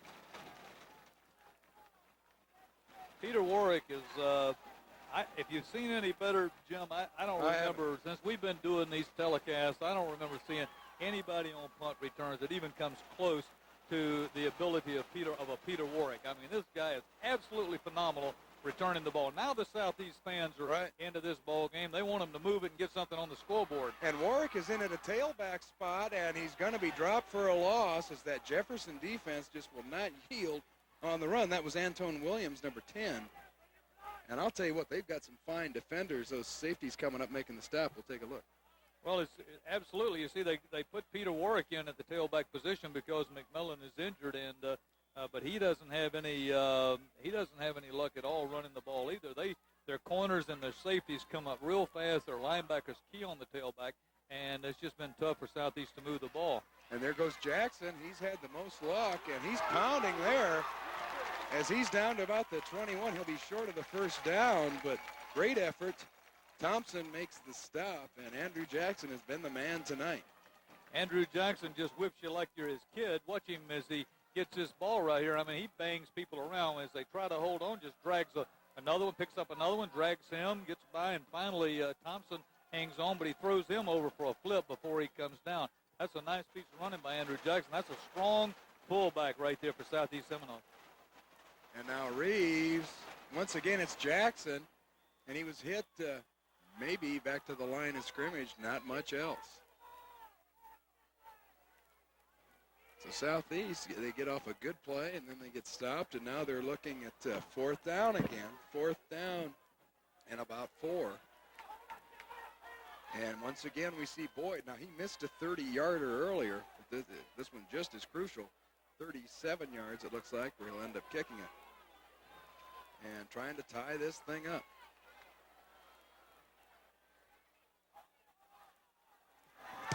And he gets it up. And it's right through, so we're all tied with 5:43 to go in the third quarter. And that's how long it took the Seminoles to get some points on the board, set up by the punt return by Warwick. But still interesting to note, Charlie, that Southeast couldn't get a first down, had to settle for the field goal. They'll take it right now to tie this thing up. Well, the defensive ends, the bookends, if you will, for the defense for the Jefferson Dragons, Harris and Barnes, these guys have just put an awful lot of pressure on anybody that tries to run that ball outside. Then right up the middle, that defense with Griffin and Satters, and of course with the linebackers putting the pressure on and blitzing like they do, they have just about virtually stopped the tailback from being able to run out of the Southeast formation. Because the only one that's having any luck is Andrew Jackson running from the fullback position. They really key on the tailback in this defensive scheme here. So kicking it off is Boyd. We're all tied at 3, and that gets the crowd a little more fired up. Turning from 15, 20, 25. Nice looking return down there by Carlos Coleman, number 6. He's a reserve wide receiver. Brings it back out. Let's see where they mark it. It'll be first down for the Dragons. Alfonso Roundtree gets down for Southeast on special teams and makes the tackle, forcing out of bounds, and a nice tackle by Roundtree. They'll start it at the 34. And now the Jefferson offense really needs to prove itself. As we see, McMillan is running around down on the sideline. Looks to be moving pretty well here. Charlie's taking some starts. And you can see how much more taped up that right ankle is for that Achilles problem. 1st and 10, but Jefferson needs to do something. Only 3 first downs throughout the game thus far. And it's a first man through. Spencer, not much doing there. He's hit immediately. Carl Hines, number 40, got a helmet on him first. Great play by Carl Hines. This is what's the tackle that Carl Hines made. You see the handoff, right off the center, right off the tackle with the ball. Carl Hines gets in, stops it before it ever has a chance to get going. It only gets about a half yard out of that play. 2nd down 9. Midway through the 3rd quarter, we're tied. Southeast has finally tied it with a field goal, a 37-yarder by Boyd, a 41-yarder for Sparks and Tampa Jefferson. That's where we stand. Here, a little swing pass out to Spencer, and incomplete. I think that was tipped by Chauncey Green. At any rate, it'll bring up a passing situation. And now you can probably hear the Southeast fans are finally into it. You can probably hear those bleachers stomping there at home coming through our headsets up here. They're getting the kind of play they want now out of that defense. Cromartie, Robich, and Timmons. And from the linebacker positions, Carl Hines, of course, jumping in there making a tackle. He's getting an awful lot of help from Richardson, Peterson, and Williams. They're playing like that defense like we have become accustomed to seeing them play. And that time they stopped Jefferson in their tracks, and it comes up at a 3rd and 9 now. 3rd and 9. They've got to get it out to their own 44. Diaz back. He's got some time. He rolls and throws, and it is picked off. Number 21 for Southeast, Thomas Jefferson. And so maybe this will do it for Southeast. We'll take another look. Well, Diz has been throwing it up there all night. We said sooner or later one of those safeties is going to get him. And, of course, this Thomas Jefferson does. He just jumps up high and brings the ball down. Of course, he's down when he hits the ground there. And that's exactly where Southeast will start. But a nice pick by Thomas Jefferson. So Diaz still has just completed 1 pass on the night, as you see Jefferson coming up with a big play on 3rd and 9. Southeast will have it at their own 41 now, trying to capitalize. We're all tied at 3. And there comes Jackson, and he's knocked out. He gets about 6 before he's knocked off his feet. He's been the biggest threat for Southeast on the night by far. It's closing in on 100 yards, it appears to be. It'll bring up 2nd down and 4. Good first down play for the Seminoles. Warwick and Covington are the wide receivers.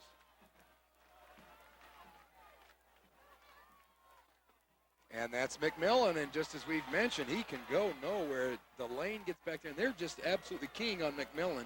They've got a linebacker or two that their job is just to shadow him.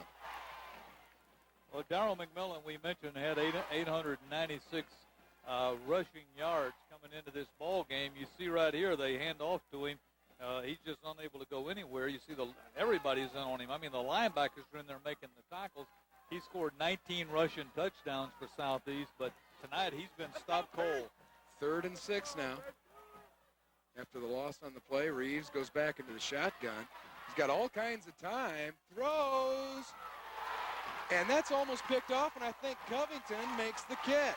Spectacular catch because it bounces off the defender, one of the defensive backs, and right into the hands of Covington, and they're giving him the catch there. First down Seminoles at about the 38-yard line. Watch this play. It bounces off of the Jefferson defensive back. Covington makes a diving catch, just a spectacular catch there by Covington, right off the hands, and Southeast is back in business with a 1st and 10. Off the deflection. And the pitch goes back to McMillan. This time he's got a little bit of room, but it closes just like that, maybe a couple. And Ernest Mills gets up there first. McMillan's still having his troubles. He gets about 2 on the play. Jim Bursley, every time that McMillan has carried the ball, if you look at in the pile when he's tackled, you will see it's strong safeties, it's corners, or it's linebackers that's making the tackle. I mean, they're just absolutely keying on him on every play. They're not going to allow him to spring free. And here comes Andrew Jackson. Gets a little bit of running room, but about to the 35. Couple on the play. But here again, bringing up a 3rd down and about 6. Southeast has been looking at that all night. Now, pretty much exclusively tonight, they've gone back into that shotgun on 3rd and 6. That was Mills once again on the tackle, by the way. Jefferson seems to be contented to giving Andrew Jackson whatever he can get. They just don't want to give up the big play, and they think that's what Daryl McMillan's going to do. So that's the reason Andrew Jackson has had the success that he's had tonight. And there's Reeves back in the shotgun and gets the pass off. Intercepted. Right back. And let's see who comes up with it. See if we have that on a replay. Here we go. John Reeves makes the mistake, and throws it right into the hands. We still haven't picked up a number on that one, but throws it right into the hands of the defender for Jefferson, and they just take the ball right back over here. And that was Thompson. Looks like number 4. Thompson picks it off. And you see Scotty Taylor there talking to quarterback John Reeves, going over that play, letting him know, hey, that was a mistake, my man. Hold on to that one. So Reeves with his first interception, and now keeping it on the ground and barreling straight ahead, getting some yardage. About 5 on the play. And that's Spencer. As he gets 5 on about 2nd and 5. And I think that would be the key for Jefferson. They've got to try and start getting some yardage here on the ground. Actually, about 6 on the play. We'll call it 2nd and 4.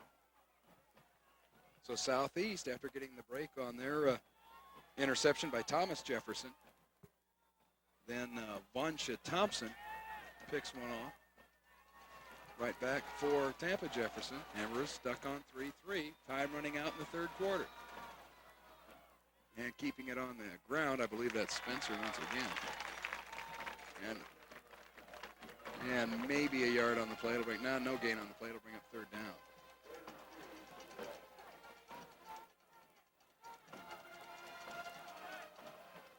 And take a look at some of the, that's Ken Salazar up there doing the funky camera look there. But that's he doesn't have much choice. Boy, that'd be tiring after a whole game, wouldn't it? He probably walk home. He'll drive home that way. He'll have to move the seat back in the car. On 3rd down, lobbing a little pass. And let's see, is that Payne breaking it up? So that'll bring up 4th down.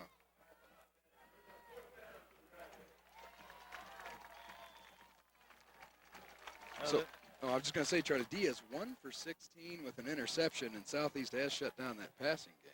He's thrown an awful lot of them, though, that should have been caught, and especially in there to Newman. Newman's dropped quite a few passes on him tonight, and Previer dropped a couple of critical passes. But, this is there's only just a few seconds left in this 3rd quarter. This quarter went by rapidly.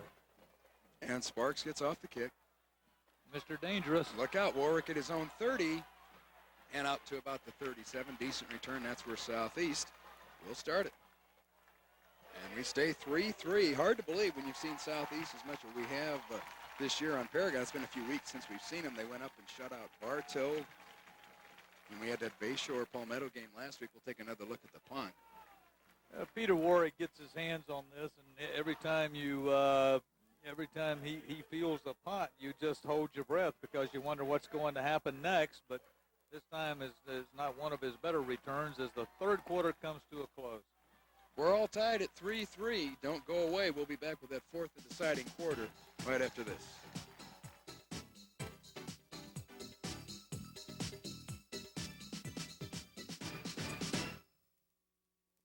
At American Bank of Bradenton, you will find all the services of a large bank with the detail and attention only an independent bank can deliver. Our staff is the friendliest in town and prides itself on personal service. From checking and savings to lending, we make banking effortless for you. Come in and visit, and let us show you the American way to bank. State news, local news, lots of people sharing views.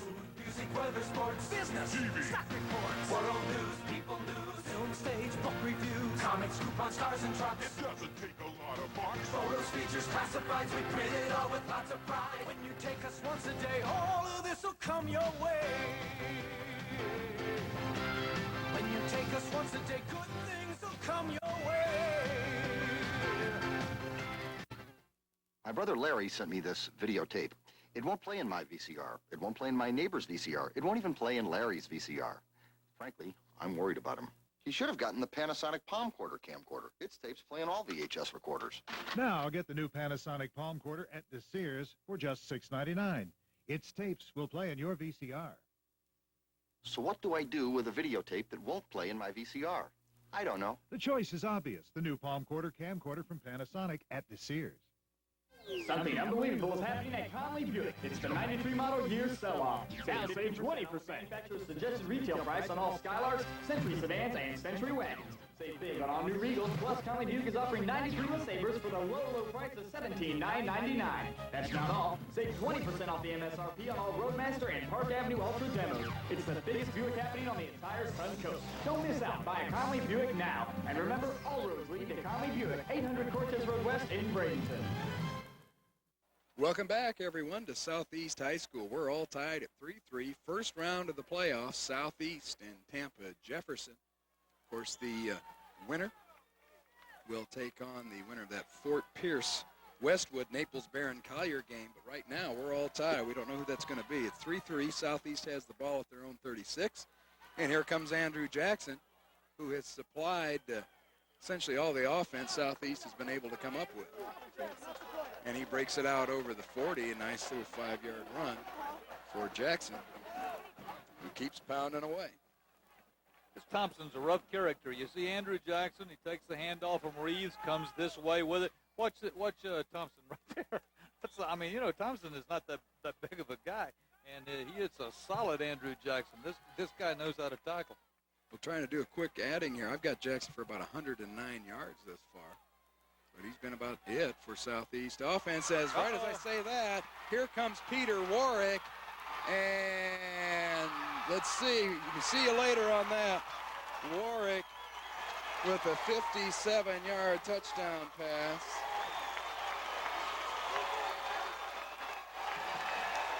To Warwick from and Southeast. I'm still looking to see if we see any flags down. It's been that kind of a night for both teams. We'll take another look at the score. Peter Warwick brings this thing home. Here's the guy that can do it. I mean, the only guy to stop him is Stroud, the cornerback, and he just can't catch up to Peter Warwick until it's too late. That's a nice timed pass play. Reeves to Warwick, and he throws it in there perfectly. The timing was perfect. Touchdown, Southeast. So Southeast with their first lead of the game with the 11-11 to go here in the fourth quarter. Jim, that thing's worth looking at again. I hope we can get it back up. This is one of the you can't find a better timed pass play than what Peter Warwick and John Reeves runs right there. John Reeves, number one, he throws the ball perfectly. Peter Warwick is in excellent position, runs his pattern, he never stops, and he catches it. Watch this, he catches this thing at full speed, never has to slow down. Just a great pass by John Reeves. Warwick is a little bit low, but he doesn't have to slow down. He's on in for the touchdown. That's a beautiful pass play right there.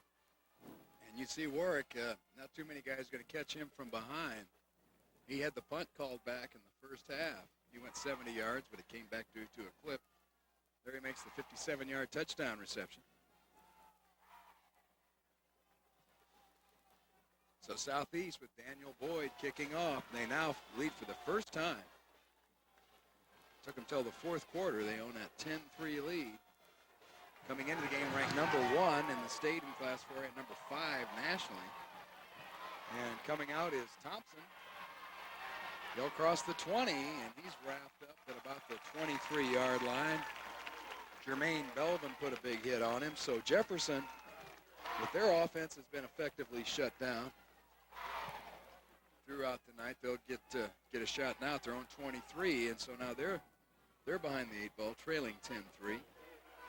Well, I believe that Jefferson can get in trouble real fast right now because they obviously are going to have to try to put a touchdown on the board. And I think the only way they're going to do that is to throw. And when Diz starts throwing, it can be dangerous. And we've seen that how he throws that ball and hangs it up there every now and then, and it gives those defensive backs a chance to run under it. And the second man through, Anderson, and he's coughed up the football. And let's see. Well, somebody knocked Anderson's teeth loose right here. I guess. I mean, when he hits, it's hard to tell. Let's see. Looked like maybe Peterson comes under there and absolutely knocks his false teeth on the ground. That's just one heck of a hit by Chris Peterson. Knocks the ball loose, but they're able to fall back on it. That's the third fumble that Jefferson's had. Now they've recovered all of them. None of them have hurt them. No gain on that play. Second down. Man, what a hit Chris Peterson put on him. And now Diaz back to throw, and once again off the mark.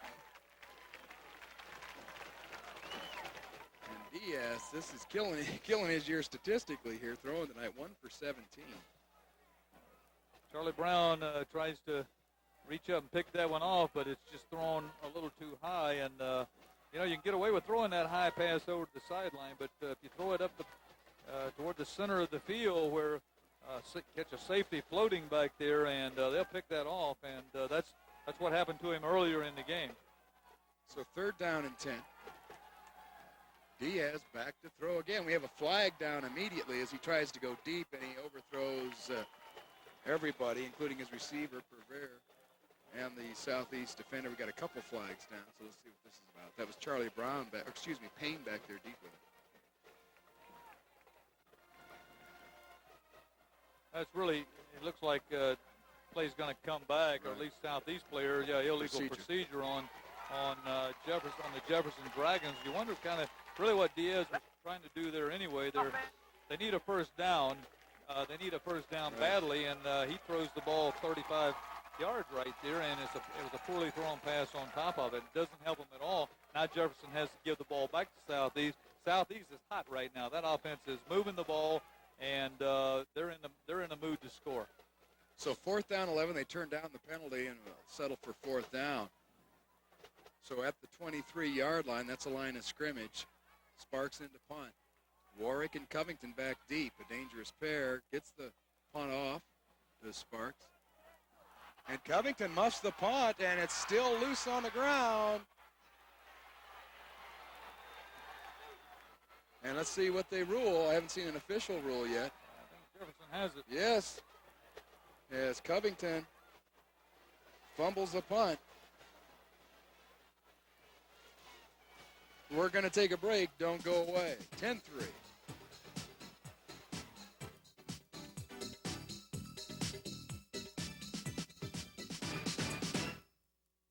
Do you remember when local businesses were truly local? They were run by people born and raised here, people that cared about the community. You sat next to them in church or at the high school games. At Brown & Sons Funeral Home, that legacy lives on. We're natives of Manatee County for 5 generations now. Our family still believes in the community and being a part of it. Hello, I'm Chuck Brown. You can trust our family to serve your family. Brown & Sons Funeral Home, a part of Bradenton. A commitment to building. Our name says it all. Leeds Building Products is dedicated to providing you with the best building supplies and lumber.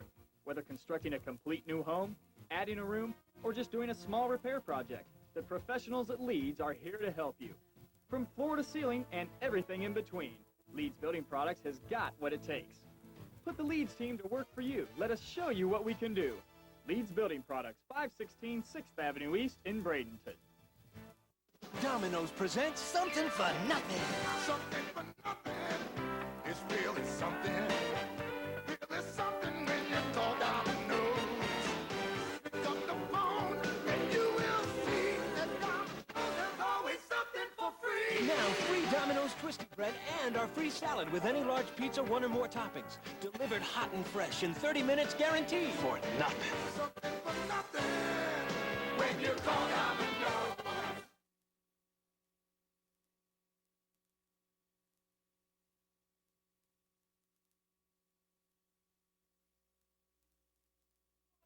Welcome back. Diaz has tried to complete a pass. He threw another incompletion there after recovering. After Jefferson recovered that muffed punt by Covington. So it'll bring up 2nd down 10. Stops the clock. We've got 9:16 to go 4th quarter. Southeast hanging on to a 10-3 lead.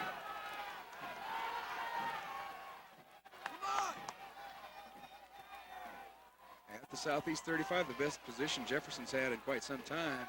Diaz back to throw. He unloads it. That's going to be picked off by Derek Payne. And Purvey catches him from behind, or Payne might have taken it all the way back. Derek Payne reaches up and picks it off there, and that's what we were cautioning against a little bit earlier, is Diaz just really throws that thing up for grab. I mean, this is not a nice pass at all. This thing kind of floats up there, and Derek Payne just steps right in front and picks it off, and Southeast is back in business. And we'll see if now they can move that ball again like they were on the last series. And here comes Jackson once again. Look at him go. Jackson inside the 45, inside the 40, run like a runaway train. 23 yards for Jackson. Andrew Jackson. That's I hope we get to see that one again, because he looked like at one point there while somebody was trying to tackle him, he looked like he was climbing a fence. He just climbed right over here he goes. Watch this. Andrew Jackson, he just climbs right over. Look at him. He will not be stopped, and keeps on dragging tacklers with him. Finally, he's thrown out of bounds there. He's never brought to the ground, but this is a strong running back, folks. This guy can move the ball. And Jackson about killed Sparks on the play. Jason Sparks, who made the field goal, he lowered a helmet into his chest, and Sparks sat right down in a hurry. And we'll take a look right here. This is the one I like, right? Yeah. Right there. Yeah, I went, well, I get. Yeah. Just sat him down. Oh, yeah, that's a headache in the morning. Not only hurts, it's a little embarrassing, too. First down inside the 40. And second man through. Forget it. Daryl McMillan just no place to go tonight. He loses 4. And he's got to be frustrated. Jackson's getting all those yards, and McMillan's over there going, what's the problem? Everybody's picking on me. Well, Coach Meckley keeps trying to, and Scotty Taylor, they keep trying to go back to the tailback, hoping that something will break loose there. But each time, once again, that was Baptist and Delane that got up on linebackers. That's who makes the tackles on the tailback tonight. They have just been keying on him every play. Now, Jefferson has called a timeout. They need to think it over, and stay tuned after the game. Charlie will have that Sears post-game show for you. Be talking to some players and some coaches. But Jefferson, I think that's probably a wise timeout. 8:13. They're feeling this thing slipping away. They now trail 10-3. Southeast moving the ball. And got time to regroup a bit here.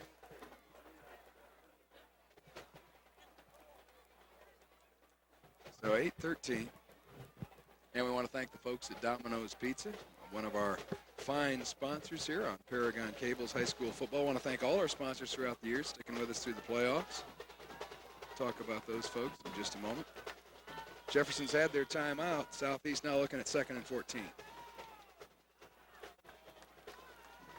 Reeves hands off to Jackson, and for one of the few times tonight, Jackson is stopped, and he's actually going to lose a yard on the play. Sparks over there didn't get run over this time, making the stop.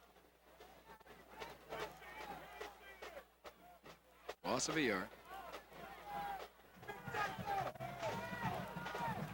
And now Southeast once again looking at 3rd and long. That Jefferson defense still hasn't gone away. Still making it tough for the Seminoles. Only have the one field goal by Boyd and the long pass play by Warwick, the 57-yarder. Other than that, Jefferson has shut them down. Pesky defense, especially those defensive ends. They pursue real well and make it very, very difficult to get outside on them. So on 3rd and 15, we see Reeves back in that familiar shotgun. He's going to hand it off this time, however, to McMillan, trying to get him some running room, and it's still not going to work. He's going to lose more yardage. Loss of about 3 on the play.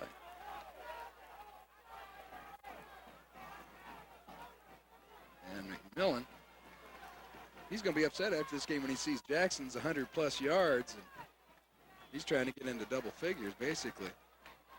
Half of his carries have been for negative yardage at this point. And that's our score, 10-3. Well, the guy that got up off McMillan, the two were Charlie Moss, the corner, and, of course, the strong safety Mills. That's the two backs that made the tackle on him, and they've been tackling Darryl McMillan all night long. And still Southeast is still stuttering a little bit here into the 4th quarter. They had to call a timeout there. I don't think they had enough guys out there for their punt team. And now we see Robick coming on there. Still making those kind of mistakes, but this thing's a long way from over. They lead 10-3, 6:47 left to go. I'm Jim Brockman along with Charlie Wells. I want to thank you for joining us.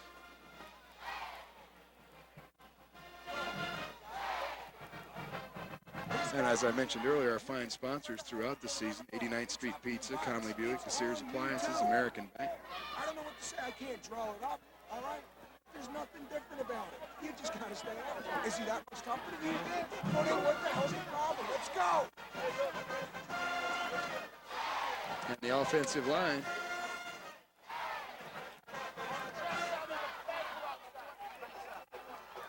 Some interesting, we got Tony Seaton down there bringing us those pictures.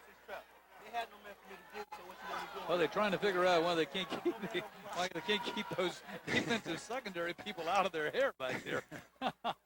Reeves with the punt. And it's a short punt. It's going to roll and down at about down by Timmons at about the 15. So a 33-yard punt, no return. If Brett Timmons doesn't catch that, I think it rolls another 7 or 8 yards, but he made the decision, and that's where they're going to get the ball. But you saw the Southeast coaching staff over there talking with that offensive lineman. Yeah, remind you, get a copy of tonight's game called Paragon Cable, 748-3816, Monday through Friday, 8 till 5 p.m. But the coaching staff is trying to figure out what that offensive line has to do to give Darryl McMillan some running room, or to give any of the running backs some running room back there when Southeast is on offense. And straight ahead. And Jefferson, this might be their last hurrah. They have time. They're midway through the 4th quarter, starting from their own 15. It's pretty much now or never.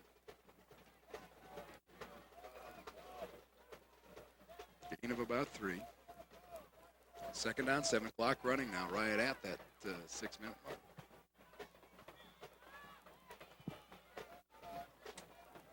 And Southeast, remember, trying to stay alive in the playoffs, as are the Dragons. They trail 10-3, 2nd down, 7.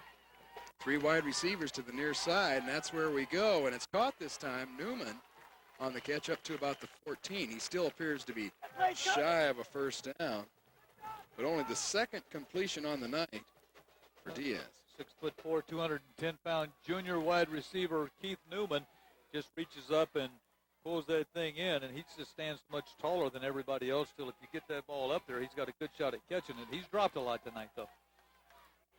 So that'll bring up 3rd down. 3rd down and a long one now.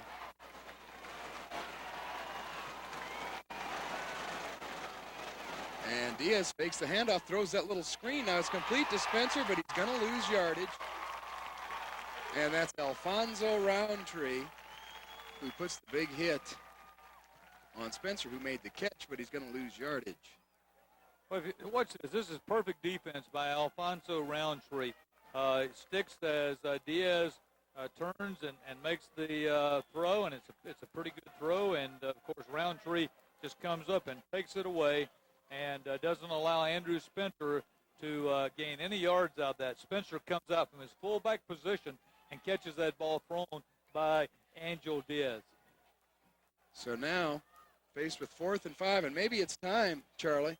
You hate to, well, you got Sparks back there to punt. You may not get another shot here. You hate to go for it, 4th down this deep in your own territory, but there's only 4:15 remaining. Sparks, he fakes it. He's going to throw, and it's dropped out there, and that would have been a first down. Well. And we also have a flag down, so maybe that was coming back anyway. And that was Mills who dropped the pass. They give it up on downs. Southeast's going to get good field position now because of that fake punt there where Angel Diaz tries to throw on 4th down to Ernest Mills, but it looks like to me that the pass hit him right in the face guard. You see the here he's back for the punt. He fakes it, then throws to right to Mills, and the ball looks like it hits him right in the face mask and drops down. So it's a pretty nice pass by the punter and also outside linebacker Jason Sparks, but Mills just can't get his hands up in front of his face guard. So now Southeast with 1st down at the 21, and they give it to the sure guy, Jackson, and he gets, see where they mark it, he gets a couple down to the 19.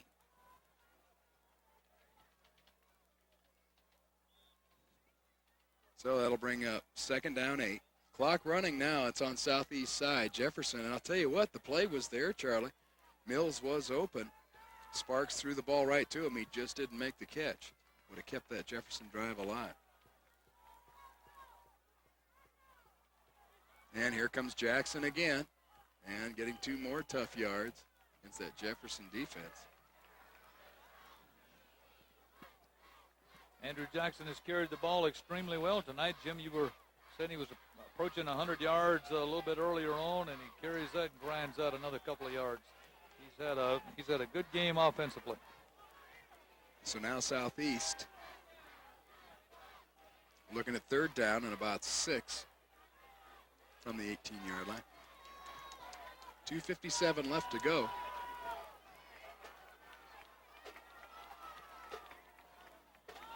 And now we've got some movement. We'll see if the Dragons were drawn offsides or if they jumped off on their own accord. Encroachment on the defense.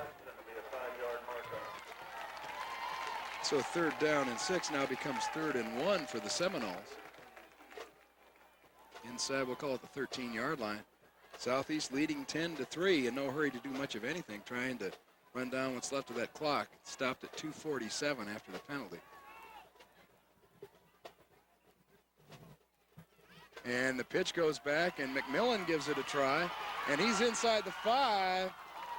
He's down to about the 2-yard line.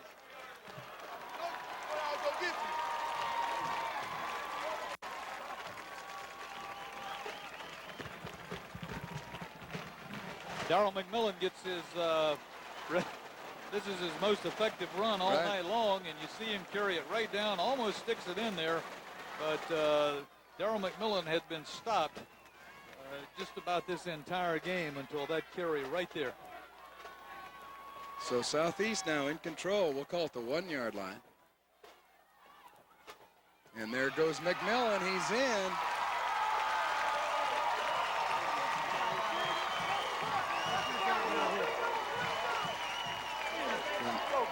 From 1 yard out, McMillan. Darryl takes the ball in for a touchdown here, and in the final 2 minutes, 2.5 minutes of this ball game, Southeast kind of breaks it open, Jim. They got a nice fat lead here, 16-3, and but you would have never known 5 minutes ago, 6 minutes ago, that the score would be 16-3 at this point. This has been a close game, and you have to congratulate Jefferson on a fine defensive effort. And Boyd, he'll tack on the point after. And we're going to take a quick break. Don't go away. It's Southeast 17, Tampa Jefferson 3.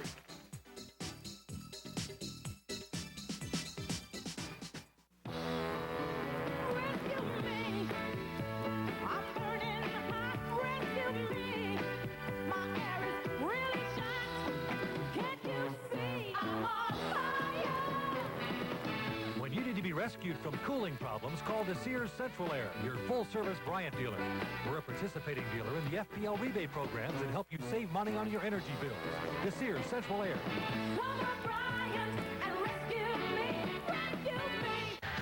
State news, local news, lots of people sharing views. Food, music, weather, sports, business, TV, stock reports, world news, people news, film, stage, book reviews, comics, coupons, cars and trucks. It doesn't take a lot of bucks. Photos, features, classifieds, we print it all with lots of pride. When you take us once a day, all of this will come your way. When you take us once a day, good things will come your way. Welcome back, everyone. Southeast in control, but it took them until 2:34 remained in the game. They lead 17-3 now after the touchdown run by McMillan. And Boyd sails it into the end zone. So now the Southeast defense just has to answer the call one more time. And I'll tell you, Charlie, we got to mention, Tampa Jefferson has not gotten a first down since back in the first half. None here in the second half. And it's just been another great effort by this Southeast defense, who had to be patient and wait on their offense to get something done tonight.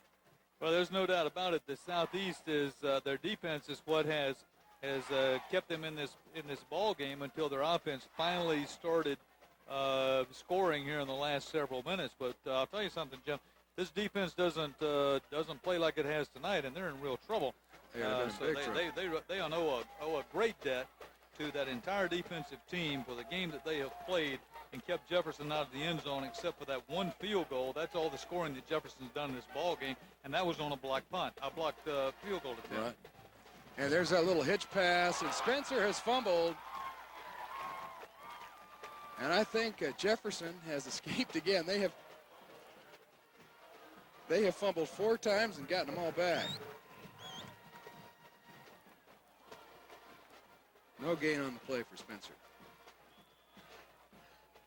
But the clock continues to run. We approach that 2-minute mark, and barring some kind of offensive miracle by Jefferson, who has not even gotten a first down here in the second half, Southeast is going to win this first round and wait to see who wins that Fort Pierce Westwood Naples Barron Collier game.